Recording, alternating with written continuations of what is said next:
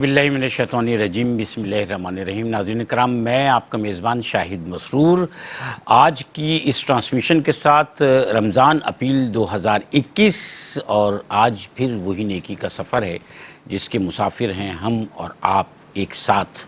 आज यूएसए में ARY देखने वाले, ARY डिजिटल देखने वाले हमारे नाज़रीन और दुनिया भर में ARY QTV देखने वाले नाज़रीन, जिनको हम खुशामदीद भी कह रहे हैं और आज की इस ट्रांसमिशन में हमारे साथ हैं। असल में हम अपनी रोज़मर्रा ज़िंदगी में अपनी मसरूफ़ियात और उसके साथ साथ अपने अखराजात, इनका कभी भी तयन नहीं कर पाते। आज दिन भर में हमने कितने अखराजात किए इसका हमें कल नहीं मालूम था, या कुछ दिन पहले हमें नहीं मालूम होता है कि हम आने वाले दिनों में क्या क्या ऐसे अखराजात हैं जो करेंगे, क्योंकि कुछ तयशुदा होते हैं और बहुत सारी चीज़ें ऐसी होती हैं जो तयशुदा नहीं होती। जैसे कि हमें नहीं मालूम होता कि हमने आने वाले दिनों में क्या खाना है। ये तो अल्लाह ताला रिस्क जो हमें फ़राहम करता है उसकी सबील बनती चली जाती है, मामलात होते चले जाते हैं और हम उसको इस्तेमाल में लाकर अपनी ग़िज़ा के तौर पे जो है वो उसको इस्तेमाल करते रहते हैं। तो अगर किसी से पूछा जाए कि एक साल बाद तुम्हारा जो रूटीन है खाने पीने का, उसमें तुम क्या क्या किस किस दिन किस किस वक्त खाओगे, तो ये एक बड़ा अजीब सा सवाल हो जाएगा। हमें अपने आने वाले दिनों में रिस्क का अंदाज़ा खुद से नहीं है। हम में से कोई आदमी श्योरिटी के साथ ये नहीं कह सकता कि वो 1 साल या 2 साल के बाद या कुछ अरसे के बाद बहुत खुशहाल रहेगा या जैसे उसके हालात हैं वैसे रहेगा। अगर वो खुशहाल नहीं है तो खुशहाल हो जाएगा, और अगर खुशहाल है तो खुशहाल नहीं रहेगा, किसी को नहीं मालूम। मैं मुआशी एतबार से बात कर रहा हूँ।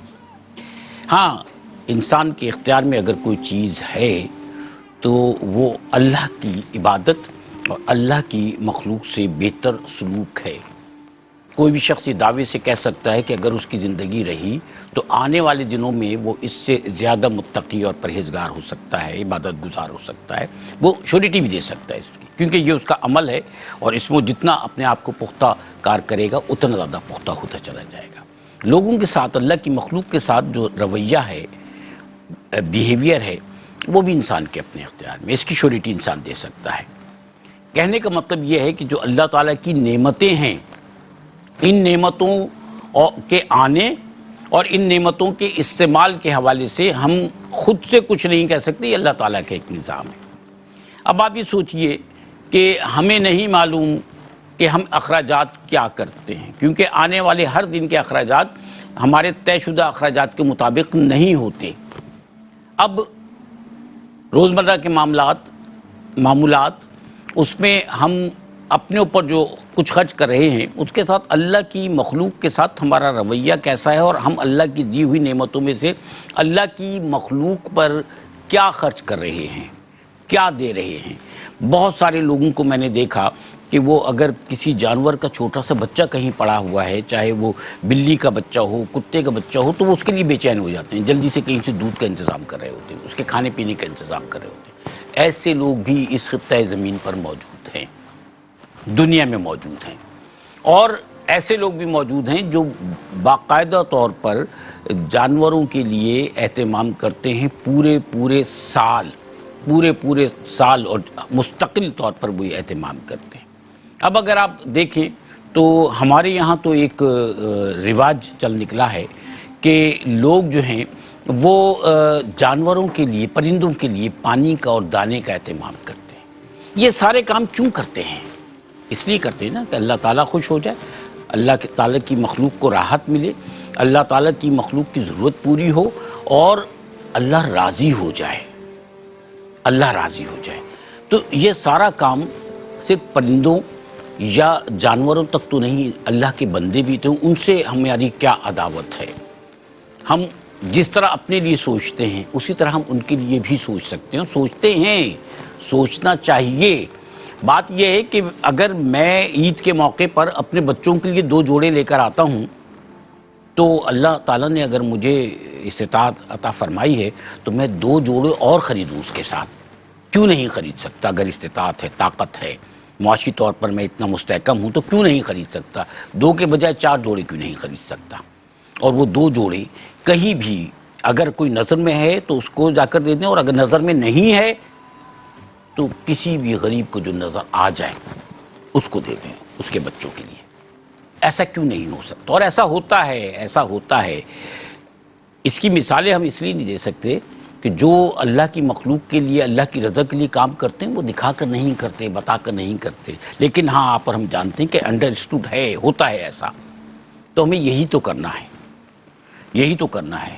ہم کیسے افطار اور سحر کے وقت اپنی شکم کو بھر کر، بلکہ ایسا بھی ہوتا ہے نا کہ ہم میں سے بہت سارے لوگ ایسے ہیں کہ جو سحر کے وقت ضرورت سے زیادہ کھا لیتے ہیں کہ پورا دن گزارنا ہے، اور افطار پر ایسا ہوتا ہے کہ بہت سارے لوگ بہت زیادہ ایک دم کھا لیتے ہیں، دن بھر کے بھوکے ہیں یا وقفے وقفے سے کھاتے رہتے ہیں۔ تو ہم اپنی شکم کو بھرتے چلے جائیں اور ہمیں یہ احساس بھی نہ ہو کہ دنیا میں ایسے بہت سارے لوگ موجود ہیں کہ جو خود اور ان کے چھوٹے چھوٹے بچے، جن کے گھر کی خواتین، بچیاں بھوک سے نڈال ہیں، ان کے پاس 2 وقت کا کھانے کا نہیں ہے یا 1 وقت کا بھی کھانے کے لیے نہیں ہے۔ اللہ تعالیٰ نے جو انسان سے وعدہ کیا ہے نا، اس وعدے کی سبیل بھی پیدا فرمائی ہے۔ ہاں لیکن انسان غاصب ہو جاتا ہے۔ ہم اللہ کی دی ہوئی نعمتیں جو اس کے بندوں تک ہمیں پہنچانی ہیں وہ غصب کرنے کی کوشش کرتے ہیں، اس کو ان تک نہیں پہنچاتے۔ جب ان تک نہیں پہنچاتے تو یہ جو بہتا ہوا پانی ہے یہ رک جاتا ہے، گدلا ہو جاتا ہے، گندا ہو جاتا ہے، اور پھر اس کے بعد ہمیں احساس ہوتا ہے کہ ہم نے اپنی زندگی کی نعمتوں کو گدلا دیا ہے۔ آج کی اس ٹرانسمیشن کا مقصد صرف یہ ہے کہ یہ احساس ہمارے آپ کے دل میں جاگزیں رہے ہمیشہ کہ ہمیں صرف اپنی ذات کے لیے نہیں کرنا ہے، ہماری ذات سے بڑھ کر اللہ تعالیٰ کی ہستی اور اللہ تعالیٰ کی ذات ہے، اور ہمیں اللہ تعالیٰ کی ذات کو راضی کرنے کے لیے کرنا ہے جو کچھ کرنا ہے۔ میں اجلا لباس پہننے کے بجائے اگر 4 بھوکے لوگوں کی غذا کا اہتمام کر دوں تو شاید یہ میرے لیے میری بخشش کا سامان بن سکتا ہے۔ یہ سوچ کر اور پھر یہ بھی سوچ کر کہ اللہ تعالیٰ نے آپ کو ہمیں اگر طاقت دی ہے معاشی اعتبار سے تو اس لیے دی ہے کہ ہم اس طاقت کو دنیا میں اللہ تعالیٰ کے بندوں پر استعمال کریں۔ جسمانی طاقت کو تو ہم، یا جو رتبہ مرتبہ ہمیں ملتا ہے اس کے جاہ و جلال کو تو ہم انسانوں پہ آزمانے کے لیے، استعمال کرنے کے لیے تیار رہتے ہیں، لیکن جو اللہ تعالیٰ نے نعمتیں ہمیں دی ہیں رزق کی شکل میں، دولت کی شکل میں، ثروت کی شکل میں، وہ کیوں ہم اللہ تعالیٰ کے اس طاقت کو اللہ تعالیٰ کے بندوں پر استعمال کیوں نہیں کرتے جو کرنا چاہیے؟ اور پھر میں یہاں کہوں گا کہ ہوتا ہے ایسا۔ تو ہم اور آپ اس سفر میں، احساس کے اس سفر میں ہمیشہ سے 10 سال سے تو یہ ٹرانسمیشن جاری ہے، ہمیشہ سے ایک دوسرے کے ساتھ مل کر اس کمزور طبقے کی خدمت کرتے رہے ہیں کہ جو خاص کر ماہ رمضان شریف میں آپ سے، ہم سے یہ امید لگائے بیٹھے ہوتے ہیں، اللہ کی ذات سے امید لگائے بیٹھے ہوتے ہیں کہ کوئی فرشتہ آئے گا اور ان کی ضرورت کو پورا کر دے گا۔ امید اللہ سے ہے تو فرشتوں والا کام ہم اور آپ کیوں نہ کریں؟ فرشتوں والا کام ہم اور آپ کیوں نہ کریں؟ وہ نیکی جو اللہ تعالیٰ کے نزدیک زیادہ مقبول ہے وہ نیکی کیوں نہ کریں؟ ہم عبادتیں ضرور کرتے ہیں اور کرنا چاہیے، اللہ تعالیٰ کی عبادت کے ساتھ عبادت کا ایک حصہ حقوق العباد کی نسبت سے بھی ہے۔ ہم آپ سے رمضان المبارک سے پہلے حاضر ہو کر یہ اپیل کرتے ہیں کہ جو زکوٰۃ صدقات آپ نکالتے ہیں وہ زکوٰۃ اور صدقات آپ ان کے مصارف کو سامنے رکھتے ہوئے کہ کہاں استعمال کرنا ہے، کہاں صرف کرنا ہے، احساس کے پلیٹ فارم سے ہم آپ کو بہترین پیکیجز دیتے ہیں کہ آپ ہمارے مختلف پروجیکٹس ہیں جس میں ہمارے ساتھ شریک ہو جائیں، اور الحمدللہ ہر سال ہم گزشتہ سالوں کے مقابلے میں زیادہ بڑی تعداد میں ارینجمنٹس کرتے ہیں، ہم زیادہ بڑی تعداد میں فیملیز کو راشن فراہم کرتے ہیں، ہم زیادہ بڑی تعداد میں لوگوں کے لیے افطار کا اہتمام کرتے ہیں، اور اس مرتبہ کے جو پیکیجز ہیں میں ان کی ڈیٹیلز آپ کی خدمت میں عرض کر رہا ہوں تاکہ اس نیکی کے کام میں آپ بغیر یہ سوچے ہوئے کہ یہ پیسہ خرچ ہو جائے گا تو کیا ہوگا، جو آپ کی ضرورت سے زیادہ ہے، ضرورت سے زیادہ تو خیر ہمارے پاس بہت ہوتا ہے اگر ضرورت کو دیکھا جائے، تو جو ہمارے پاس ہے اس کو اللہ کی راہ میں یہ سوچ کے خرچ کر دیجئے کہ اللہ کی راہ میں دیا ہوا پیسہ ضائع نہیں ہوتا، بلکہ وہ تو خرچ بھی نہیں ہوتا، صرف بھی نہیں ہوتا، وہ اللہ کی راہ میں جاتا اور محفوظ ہو جاتا، اور اللہ تعالیٰ دنیا میں اس سے کہیں زیادہ دیتا ہے، یہ ہمارا یقین ہے، اور اسی یقین کے ساتھ آپ جو ہے وہ آگے بڑھیے جیسے کہ ہر سال ہوتا آیا ہے۔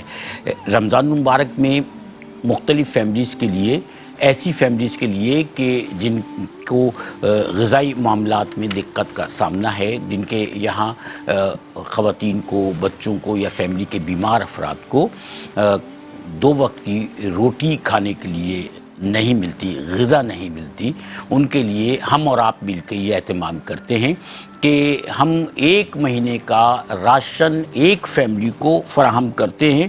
اور یہ جو ہم راشن فراہم کرتے ہیں، رمضان راشن پیک ہے زکوٰۃ اور صدقات سے، یہ 85 پاؤنڈس یا 95 US ڈالرز اس 1 مہینے کے ایک فیملی کے راشن کا جو ہے وہ قیمت بنتی ہے جو آپ کو ڈونیٹ کرنا ہوتا ہے۔ 85 پاؤنڈ یا 95 ڈالر یہ کوئی بہت بڑی رقم نہیں ہے، آپ بھی جانتے ہیں، جن کے پاس ہے وہ جانتے ہیں کہ USA میں رہنے والوں کے لیے 95 ڈالرز اتنی بڑی رقم نہیں ہے کہ آپ اگر اس کا مصرف دیکھیں کہ ایک فیملی جو 6 سے 7-8 افراد پر مشتمل ہے، اس فیملی کے افراد کو 1 مہینے کا راشن فراہم کر دیا جائے تو اس کے مقابلے میں 95 US ڈالرز یا 85 پاؤنڈس کوئی اہمیت نہیں رکھتے۔ آگے بڑھیے، ایک فیملی کے لیے، ایک سے زائد فیملی کے لیے، یا اگر آپ چاہتے ہیں تو ایک یا ایک سے زائد فیملیز کا مستقل طور پر دیکھیں، یہ وہ فیملیز ہیں کہ جہاں کمانے والا کوئی نہیں ہے، اور وہ جو سفید پوش لوگ ہوتے ہیں نا، وہ کبھی 10 سوال کسی کے سامنے دراز نہیں کرتے، وہ اپنے گھر کا دروازہ بند کر کے بھوکے پیاسے بیٹھوں اللہ سے لو لگا کے خاموش بیٹھے رہتے ہیں کہ اللہ تعالیٰ ان کے لیے کرے گا۔ گھروں میں بیمار افراد ہیں، کمانے والے جو ہیں مرد نہیں ہیں یا لوگ موجود نہیں ہیں، خواتین ہیں، بچے ہیں، تو ان کی ذمہ داری کون پوری کرے گا؟ یہ 85 پاؤنڈس یا 95 ڈالر جو ہیں US ڈالرز، یہ آپ ڈونیٹ کیجئے، ایک فیملی کا سہارا بن جائیے۔ اس کے علاوہ جناب ہمارے پاس اور جو 100 افراد کے ایک وقت یعنی ایک دن افطار کا پیکج ہے۔ سوچئے کہ ایک آدمی کو اگر آپ روزہ کھلوا دیتے ہیں تو اس کے روزے جتنا ثواب آپ کو بھی مل جاتا ہے اور اس کے ثواب میں بھی کوئی کمی نہیں ہوتی۔ تو ہم 100 افراد کا پیکج آپ کے سامنے ڈسکس کر رہے ہیں کہ 210 US ڈالرز یا پھر 150 پاؤنڈس، 150 پاؤنڈس یا 210 امریکن ڈالرز، اس میں آپ ایک دن 100 افراد کو روزہ افطار کرا دیتے ہیں۔ بڑی نیکی کا کام ہے، اور اس کام کے لیے بھی سوچنے کی ضرورت نہیں ہے۔ ہم بعض اوقات نیکی کے کام کرنے سے پہلے سوچنا شروع کر دیتے ہیں کہ یہ پیسہ چلا جائے گا، خرچ ہو جائے گا، کہاں خرچ ہوگا، کیسے خرچ ہوگا، لیکن اسی پیسے کو ہم بعد میں دوستوں میں، جاننے والوں میں کہیں بیٹھتے ہیں، ایک وقت کا لنچ یا ڈنر کرتے ہیں، وہ پیسہ اس سے کہیں زیادہ پیسہ خرچ کر دیتے ہیں، یہ سوچے بغیر کہ ہم نے 2 لوگوں کو خوش کیا، 3 لوگوں کو خوش کیا، لیکن وہ جو اتنی بڑی ایک نیکی ہے اس کو نظر انداز کر گئے۔ تو نظر انداز نہ کیجئے نیکی کے کام کو،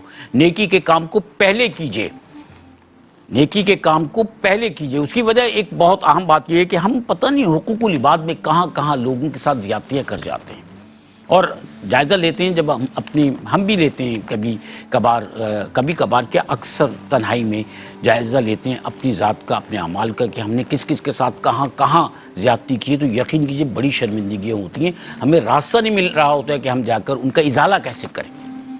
تو طریقے اللہ تعالیٰ نے بہت رکھے ہیں، کم از کم لوگوں کے ساتھ اچھا کیجئے تاکہ وہ جو ہم کچھ لوگوں کے ساتھ زیادتیاں کر بیٹھے ہیں نا، ان کا کہیں ازالہ ہو جائے، اللہ تعالیٰ معاف فرما دے کہ جو لوگ اب ہمارے دائرے کار میں یا ہماری پہنچ میں نہیں رہے، لیکن ہم کہیں نہ کہیں کسی نہ کسی جگہ لوگوں کے ساتھ زیادتیاں کر گئے ہیں، تو لوگوں کے ساتھ اچھا رویہ اپنائیے، لوگ نیکی کا کام کیجئے، لوگوں کے ساتھ نیکیاں کیجئے، ان کی ضرورتوں کو، خاص کر ان لوگوں کی کہ جو خاموش بیٹھے ہیں اور صرف دیکھ رہے ہیں اور اللہ سے لگائے بیٹھے ہیں۔ اچھا جی، تو ایک فیملی کو 85 پاؤنڈس یا 95 US ڈالرز میں آپ 1 مہینے کا راشن فراہم کرتے ہیں، یا آپ 100 افراد کو 150 پاؤنڈس یا 210 US ڈالرز میں 100 افراد کو ایک دن روزہ کھلوا دیتے ہیں۔ یہ 2 بڑی نیکی کے کام ہیں، اس کے لیے ہم آپ کے ساتھ موجود ہیں۔ اس کے علاوہ جناب ہم آپ کو بتائیں کہ آپ کہاں کیسے ہمارے پروجیکٹ میں حصہ لے سکتے ہیں۔ تو اگر آپ چاہتے ہیں کہ اسمال ہینڈ پمپ پاکستان میں جو ہے وہ زکوٰۃ اور صدقات کے پیسے سے انسٹال کرا سکیں، تو 235 پاؤنڈس یا پھر اس کے علاوہ 300 US ڈالرز ایک اسمال ہینڈ پمپ ان علاقوں میں جہاں لوگوں کے پاس پانی نہیں ہے، بہت سخت گرمی ہے اس وقت پاکستان کے بعض علاقوں میں۔ کراچی میں ہم موجود ہیں، یہاں 43-44 جو ہے وہ آج ٹمپریچر تھا، اور پھر ہیومیڈیٹی کو دیکھا جائے تو جو گرمی محسوس کی جاتی ہے وہ اس سے کہیں زیادہ ہو جاتی ہے۔ تو آپ اندازہ لگائیے آج لو چل رہی تھی، اس سخت گرمی میں وہ لوگ جو اپنی ایئر کنڈیشن گاڑیوں میں سفر کر رہے ہوتے ہیں وہ پریشان تھے، جو ایئر کنڈیشن کمروں سے نکلتے ہیں وہ پریشان تھے۔ سوچئے کہ جو لوگ تپتی ہوئی ریت پر پانی کی تلاش میں ننگے پاؤں نکلتے ہیں، جن کے بچے بچیاں ننگے پاؤں نکلتے ہیں اور لو چل رہی ہوتی ہے، اتنی ہی گرمی ہوتی ہے، ان کا کیا حال ہوتا ہے؟ اس کا جواب ہمیں آپ کو بھی دینا ہے۔ تو ان کے لیے ہینڈ پمپ لگوا دیجئے، کتنے دلوں سے کتنی دعائیں نکلیں گی آپ کے ہمارے لیے۔ تو جناب والا ایک hand pump, small hand pump جو ہے وہ پاکستان میں زکوٰۃ اور صدقات کے جو پیسے ہیں اس سے 235 پاؤنڈ یا $300 میں انسٹال کیا جا سکتا ہے، لگوایا جا سکتا ہے۔ اسی طرح سے بلڈا ماسک نان زکوٰۃ فنڈ سے ہے۔ ایک مسجد اگر آپ چاہتے ہیں کہ آپ کہیں تعمیر کروانے میں اپنا بڑا حصہ ڈالیں تو $7,500 یا $9,500 ایک مسجد تعمیر کرانے کے لیے، $7,500 یا $9,500، اس سے بڑا کیا کام ہوگا؟ پیسہ زیادہ ہے تو کام بہت بڑا ہے، اللہ کے گھر کی تعمیر ہے، اس میں حصہ ڈالنا چاہتے ہیں۔ اللہ تعالیٰ نے آپ کو طاقت دی ہے تو پھر سوچیے نہیں۔ ہم نے دیکھا ہے ہمارے اپنے جاننے والوں سے، ہمارے ساتھ منیر احمد انصاری، اللہ تعالیٰ ان کی مغفرت فرمائے، پروگرام میں تشریف فرما ہوا کرتے تھے، پتہ نہیں کتنی مسجدیں تعمیر کرائیں، کروڑوں روپے خرچ کیا انہوں نے۔ آج دیکھیے کہ ان کے بعد ہم ان کی نیکیوں کو یاد کر رہے ہیں۔ تو اللہ تعالیٰ ہمیں توفیق عطا فرمائے کہ ہم اللہ کے گھر کی تعمیر میں اپنا حصہ ڈال سکیں۔ $7,500 یا $9,500 آپ ڈونیٹ کرتے ہیں ایک مسجد کی تعمیر کے لیے پاکستان میں۔ اگر آپ کو اللہ تعالیٰ نے استطاعت بخشی ہے تو یہ بھی ڈونیٹ کیجئے۔ اور جناب والا اس کے بعد زکوٰۃ الفطر ہے پر پرسن، جو آپ کو ایک آدمی کو فطرہ اپنا پے کرنا ہے وہ ہے کم سے کم 5 پاؤنڈز یا $8 $8 یا پاؤنڈز میں اگر ہے تو 5 پاؤنڈ، یہ آپ کو فطرہ پے کرنا ہے۔ گھر میں اگر افراد ہیں، فیملی کے لوگ ہیں 8 10 12 14 جو بھی ہیں سب مل کے، اگر آپ دیکھتے ہیں کہ یہ ایک رقم بنتی ہے تو اس کو ڈونیٹ کر دیجئے۔ یہ کسی بھی پروجیکٹ میں، کسی بھی نیکی کے کام میں استعمال میں آئے گی۔ یہ سب صدقات جاریہ ہیں، آپ جہاں حصہ ڈالیں گے اللہ تعالیٰ اس کے لیے آپ کو، کیونکہ دنیا میں اس کے سے لوگ فیضیاب ہوتے رہیں گے اور اللہ تعالیٰ اس کے لیے آپ کو یقیناً، ہمارا ایمان ہے کہ اللہ تعالیٰ اس کے لیے آپ کو یقیناً جزا دے گا۔ اچھا جی، اس کے علاوہ ایک ہمارے پاس سادات پروجیکٹ بھی ہے۔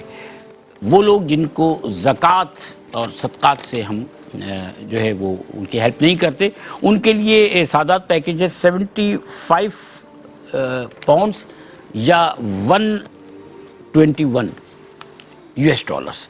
آپ اگر چاہتے ہیں کہ سادات پروجیکٹ میں سادات کی مدد کے لیے آپ آگے بڑھیں تو دنیا بھر میں جو بھی ہمارے بہن بھائی ہمیں دیکھ رہے ہیں وہ سادات کی ہیلپ کے لیے ہمارے پروجیکٹ میں 75 پاؤنڈز یا $121 کے ساتھ آپ ڈونیشن دے کر اس پروجیکٹ میں شریک ہو سکتے ہیں۔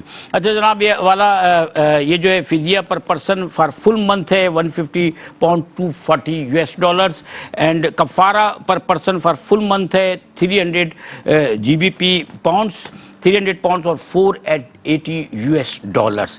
تو یہ ہمارے آج کے پروجیکٹس ہیں جن کے لیے ہم نے آپ سے اپیل کی ہے۔ رمضان اپیل 2021 میں آج کی ٹرانسمیشن میں ہم آپ کے ساتھ اسی نسبت سے ٹیلی فون نمبرز آپ کو اسکرین پر نظر آ رہے ہیں، اس میں ہمارے جو ہے وہ پروگرام میں آپ کال کرنا چاہتے ہیں تو پروگرام میں کال کیجئے، نمبر موجود ہے۔ آپ جو ہے ڈونیشن ہاٹ لائن پہ کال کرنا چاہتے ہیں تو ڈونیشن ہاٹ لائن پہ کال کیجئے۔ لوکلی آپ اگر کال کر کے ڈونیٹ کرنا چاہتے ہیں تو وہ کیجئے۔ بہت آسان سا طریقہ ہے ڈونیٹ کرنے کا، کوئی مشکل نہیں ہے۔ یقین کے ساتھ، اعتماد کے ساتھ آپ ڈونیشن دیجئے تاکہ نیکی کا یہ سفر جاری رہے، اس میں آپ اور ہم اس قافلے میں ہمیشہ شریک رہے۔ اللہ تعالیٰ ہمیں مزید نیکیوں کی توفیق بھی عطا فرمائے۔ تو نمبرز آپ کے سامنے موجود ہیں، جو پیکیجز میں نے آپ کو بتائیں وہ تمام ان کی ڈیٹیلز بھی آپ کے سامنے ٹکر کی شکل میں چل رہی ہے. میرے ساتھ منتظر اس بات کے کہ میں ان کو مخاطب کروں میرے معزز ترین مہمان یہاں پر تشریف فرما ہے جو آج کی اس ٹرانسمیشن کا حصہ بھی ہیں اور مختلف وقتوں میں ہمارے ساتھ خاص کر نیکی کے اس پروجیکٹ میں بھی شریک ہوتے ہیں اور زندگی میں بہت سارے نیکیوں کے در کھول رکھے ہیں. درس اور تدریس وہ بھی اللہ تعالیٰ کے مبارک دین کی نسبت سے. تو ہمارے ساتھ ایک بہت ہی معزز شخصیت تشریف فرما ہیں جو استاد بھی ہیں، عالم دین بھی ہیں اور اس کے ساتھ نیکی کے مختلف پروجیکٹ کا حصہ بھی ہیں. محترم علامہ سید زیغم علی گردیزی صاحب، السلام علیکم سر. السلام ورحمۃ اللہ. کیسے ہیں سر آپ؟ خیریت سے؟ ماشاء اللہ الحمدللہ. ایک بہت خوبصورت ثنا خاں ہمارے ساتھ موجود ہیں. آج جب میں جیسی اسٹوڈیو میں داخل ہوا ان کی شکل دیکھی تو دل تڑپ کر رہ گیا کسی کی یاد میں. سید ذوالفقار علی حسینی ہمارا بھائی، بس کیا کہیں، ہماری محبتوں کا مرکز. اللہ تعالیٰ ان کے درجات کو بلند کرے.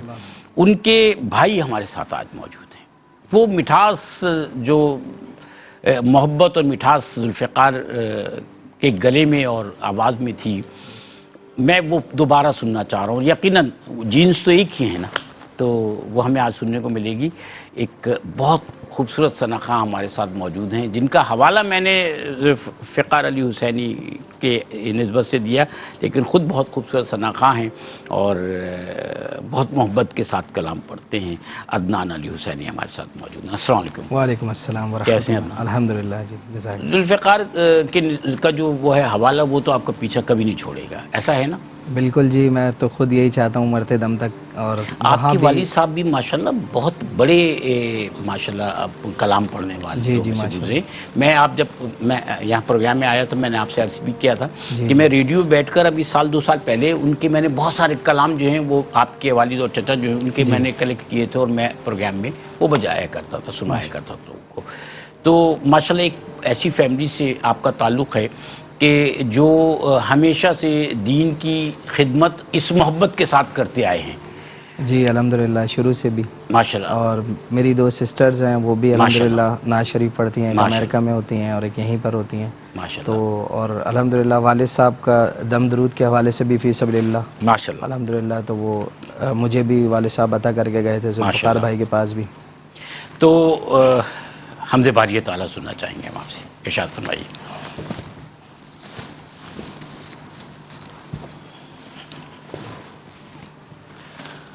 اعوذ باللہ من الشیطان الرجیم. بسم اللہ الرحمن الرحیم.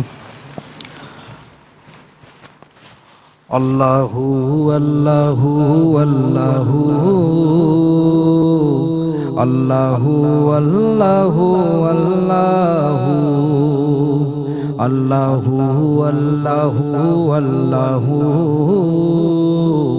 اللہ اللہ اللہ خالق دو جہاں سب کا رحمان تو، خالق دو جہاں تو، سب کے سنتا ہے ہر وقت ہر آن تو، سب کے سنتا ہے ہر وقت ہر آن تو.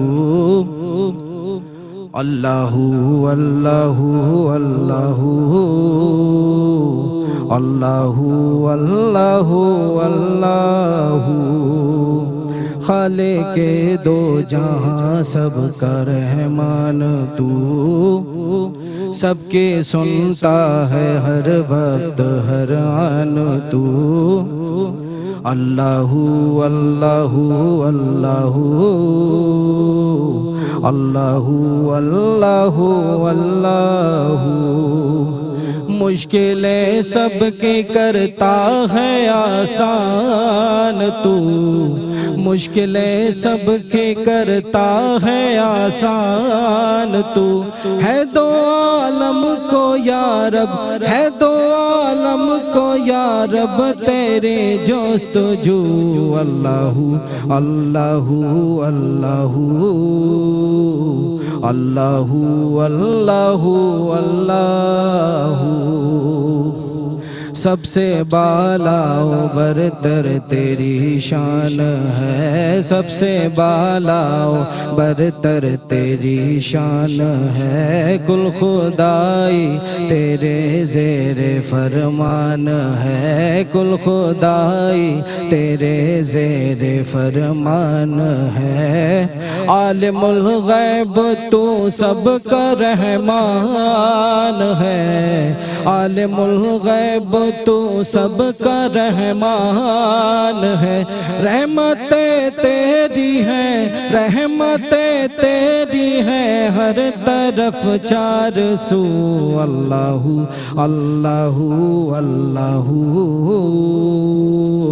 اللہ اللہ اللہ، افضل الازکیاء ہے نبی مصطفیٰ، افضل الازکیاء ہے نبی مصطفیٰ، اشرف الاولیاء ہے نبی مصطفیٰ، خاتم الانبیاء ہے نبی مصطفیٰ، خاتم الانبیاء ہے نبی مصطفیٰ، ہے منور ہے منور وہ ہر آنکھ کے روبرو، اللہ اللہ اللہ اللہ اللہ اللہ۔ سبحان اللہ، ماشاء اللہ، سبحان اللہ۔ سر گردیزی صاحب،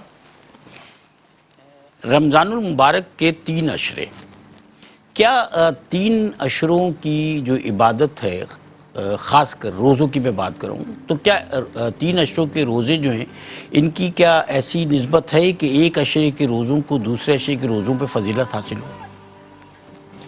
بسم اللہ الرحمن الرحیم، اللہم صلی علی محمد وعلی آل محمد وبارک وسلم۔ شاہد بھائی، پورا رمضان کا مقدس مہینہ برکتیں، رحمتیں، بخششیں اور جہنم سے خلاصی اور آزادی کا ایک مژدہ لے کر آتا ہے جی۔ تو اول سے لے کر آخر تک ہر رات اور ہر دن، ہر گھڑی، ہر ساتھ وہ فضیلت والی ہے، اور ہر رات کی، ہر دن کی ویسی ہی فضیلت ہے، اول، آخر، درمیان۔ بعض راتیں جس طرح قرآن کریم میں بھی اس رات سے متعلق فرمایا گیا کہ انا انزلناہ فی لیلۃ القدر، خاص نسبت کی وجہ سے اللہ تعالیٰ نے اس کو ایک امتیاز عطا فرمایا کہ اس ایک رات کی فضیلت 1000 مہینوں کی عبادت پر افضل ہے۔ جی۔ تو وہ راتیں بعض گھڑیاں اللہ تعالیٰ کی طرف سے بعض اعزازات کے لیے خاص ہیں، جس طرح آپ صلی اللہ تعالیٰ علیہ وآلہ وسلم نے راتوں کے حوالے سے فرمایا کہ ہر رات اللہ کی طرف سے منادی کی جاتی ہے، اور جو اس کی بارگاہ میں لو لگانا چاہتا ہے، رجوع کرنا چاہتا ہے، اور جو جس چیز کا سوال کرے گا تو اللہ تعالیٰ اس کو وہ عطا فرمائے گا، خاص وہ رات کی گھڑیاں۔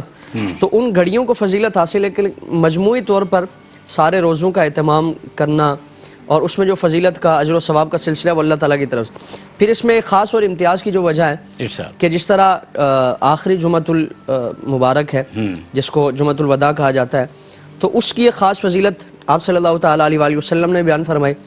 پھر یعنی پورے ماہ مقدس میں جو جمعے کے ایام ہیں، کیونکہ حضور نے خود فرمایا کہ جمعہ وہ ایام کا سردار ہے، اور ان جمعۃ المبارک کے جو ایام ہیں ان میں سے بھی آخری جمعہ، یہ آپ صلی اللہ تعالیٰ علیہ وآلہ وسلم نے اس کو پسند بھی فرمایا، اس کی خاص فضیلت بھی بیان فرمائی۔ تو بعض اس طور پر ایک خاص نسبت کی وجہ سے بعض گھڑیاں ہیں، بعض ساعتیں ہیں کہ جس میں دوسری ساعت پر انہیں اس ایک درجے کی فضیلت حاصل ہے، لیکن روزوں کا پورا ہی مہینہ اللہ تعالیٰ کی طرف سے رحمتیں ہیں، بخششیں ہیں، برکتیں ہیں، اور اتنی رحمتیں ہیں۔ حضور رحمت عالم صلی اللہ تعالیٰ علیہ وآلہ وسلم نے فرمایا کہ صرف ایک روزے کی حضور نے مثال بیان فرمائی کہ اگر کسی نے ایک روزہ خدا نخواستہ کسی بھی وجہ سے بھی چھوڑ دیا یا بغیر وجہ کے، تو وہ پوری زندگی فرمایا کہ وہ روزہ رکھتا رہے، پوری زندگی اس ایک روزے کی جو برکتیں ہیں، جو اجر ہے، جو ثواب ہے، اس کو نہیں پا سکتا۔ تو ایک دن کی یہ فضیلت ہے کہ پوری زندگی کے روزے ایک طرف ہیں اور ایک دن کا روزہ ایک طرف ہے۔ صحیح۔ تو اول سے لے کر آخر تک پورا مہینہ رحمتوں سے بھرا ہوا ہے، برکتوں سے، بخششوں سے بھرا ہوا ہے۔ اچھا، اس مبارک مہینے میں انسان کو ایک نیکی جو ہے اس کا اجر جو ہے وہ کئی گنا زیادہ ملتا ہے۔ زکوٰۃ جو کہ فرض ہے، جو زیادہ تر اس مبارک مہینے میں ہی لوگ ادا کر رہے ہوتے ہیں۔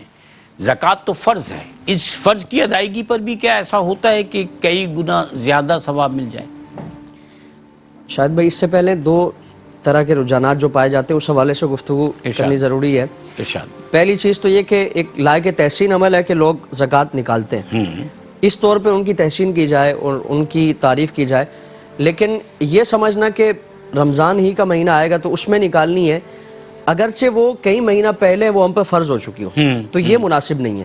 خدا نہ خواستہ اگر اسی کیفیت میں یعنی کہ رمضان زکوٰۃ کا جو وجوب ہے، جو فرضیت ہے، وہ اپنے ذمے لے کر کرائسس کا شکار ہو گئے، یعنی وہ رمضان سے 3 مہینے پہلے زکوٰۃ فرض ہوئی تھی، آج حالات نہیں ہیں، زیادہ ثواب کے چکر میں ہم نے موقع بھی گنوا دیا اور حیثیت جو ہماری تھی وہ بھی گنوا دی، یا خدا نہ خواستہ زندگی نے مہلت نہیں دی، ہم زکوٰۃ ادا نہیں کر سکے، تو اب وہ وبال جو زکوٰۃ ادا نہ کرنے کا ہے وہ ہمارے ساتھ ہے۔ تو اس لیے رمضان کا انتظار نہ کیا جائے، جیسے ہی سال پورا ہو زکوٰۃ کی فرضیت ایک تو یہ پہلو ہے، اب وہ لوگ جو زکوٰۃ دیتے ہی رمضان میں، خاص اس طور پر زکوٰۃ کا رمضان کا مہینہ اس کے لیے اہتمام کیا جاتا ہے، تو اگر کسی کا رمضان میں مہینہ پورا ہو رہا ہے اور وہ رمضان میں ہی زکوٰۃ دیتا ہے یا اگلے سالوں کی یا کسی بھی صورت میں زکوٰۃ دیتا ہے، تو اس لیے آپ صلی اللہ تعالیٰ علیہ وسلم کو فرمان ہمارے پیش نظر ہو، حضور نے فرمایا کہ تم اس ماہ مقدس میں اگر کوئی نفل عمل کرو گے تو اللہ تعالیٰ فرض کے برابر ثواب عطا فرمائے گا، صحیح،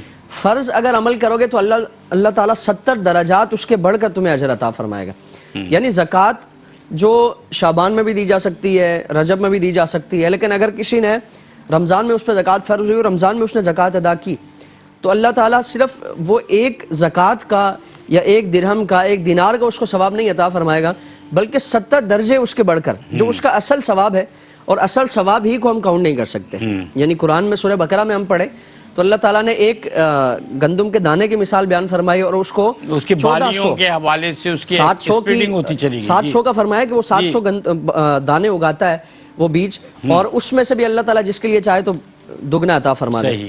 تو یہ تو عام دنوں کا معاملہ ہے، اور اس کو بھی اگر 70 سے ہم ضرب کریں کہاں تک جا پہنچے گا اس کا اندازہ نہیں کیا جا سکتا۔ تو رمضان میں اگر کوئی بھی صدقات خیر جو مالی صدقات ہیں وہ ادا کرتا ہے تو اللہ تعالیٰ اسی کے مطابق، اگر نفلی صدقہ ہے تو ہم تو اس چیز کو غنیمت جانیں ہم کہ اللہ تعالیٰ نے ایسا مہینہ ہمیں عطا فرمایا کہ اگر ہم نفلی صدقہ دیں گے تو اللہ تعالیٰ فرض کے برابر ہمیں ثواب عطا فرما رہا ہے۔ یہ ایسا پیکج ہے کہ صرف ان 30 دنوں میں، اور ہم کوشش کریں کہ ہم ان 30 دنوں میں اس پیکج سے اور اللہ تعالیٰ کی طرف سے ایک خیر کا، بھلائی کا اور اجر و ثواب کا بیش بہا ایک دریا اللہ تعالیٰ کی طرف سے وہ بہر ہے، تو اس سے ہم خوب فیض حاصل کرنے کی کوشش کریں۔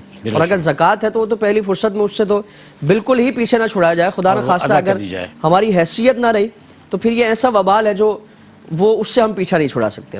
ناظرین کرام، آج کی اس ٹرانسمیشن میں ہم نے آپ کے سامنے مختلف پیکیجز رکھے ہیں، اور ہم نے آپ سے درخواست یہ بھی کی کہ جو فطرہ ہے، فطرے کی رقم بھی اگر آپ اپنی فیملی کی ادا کرنا چاہتے ہیں تو وہ بھی آپ ڈونیٹ کر سکتے ہیں۔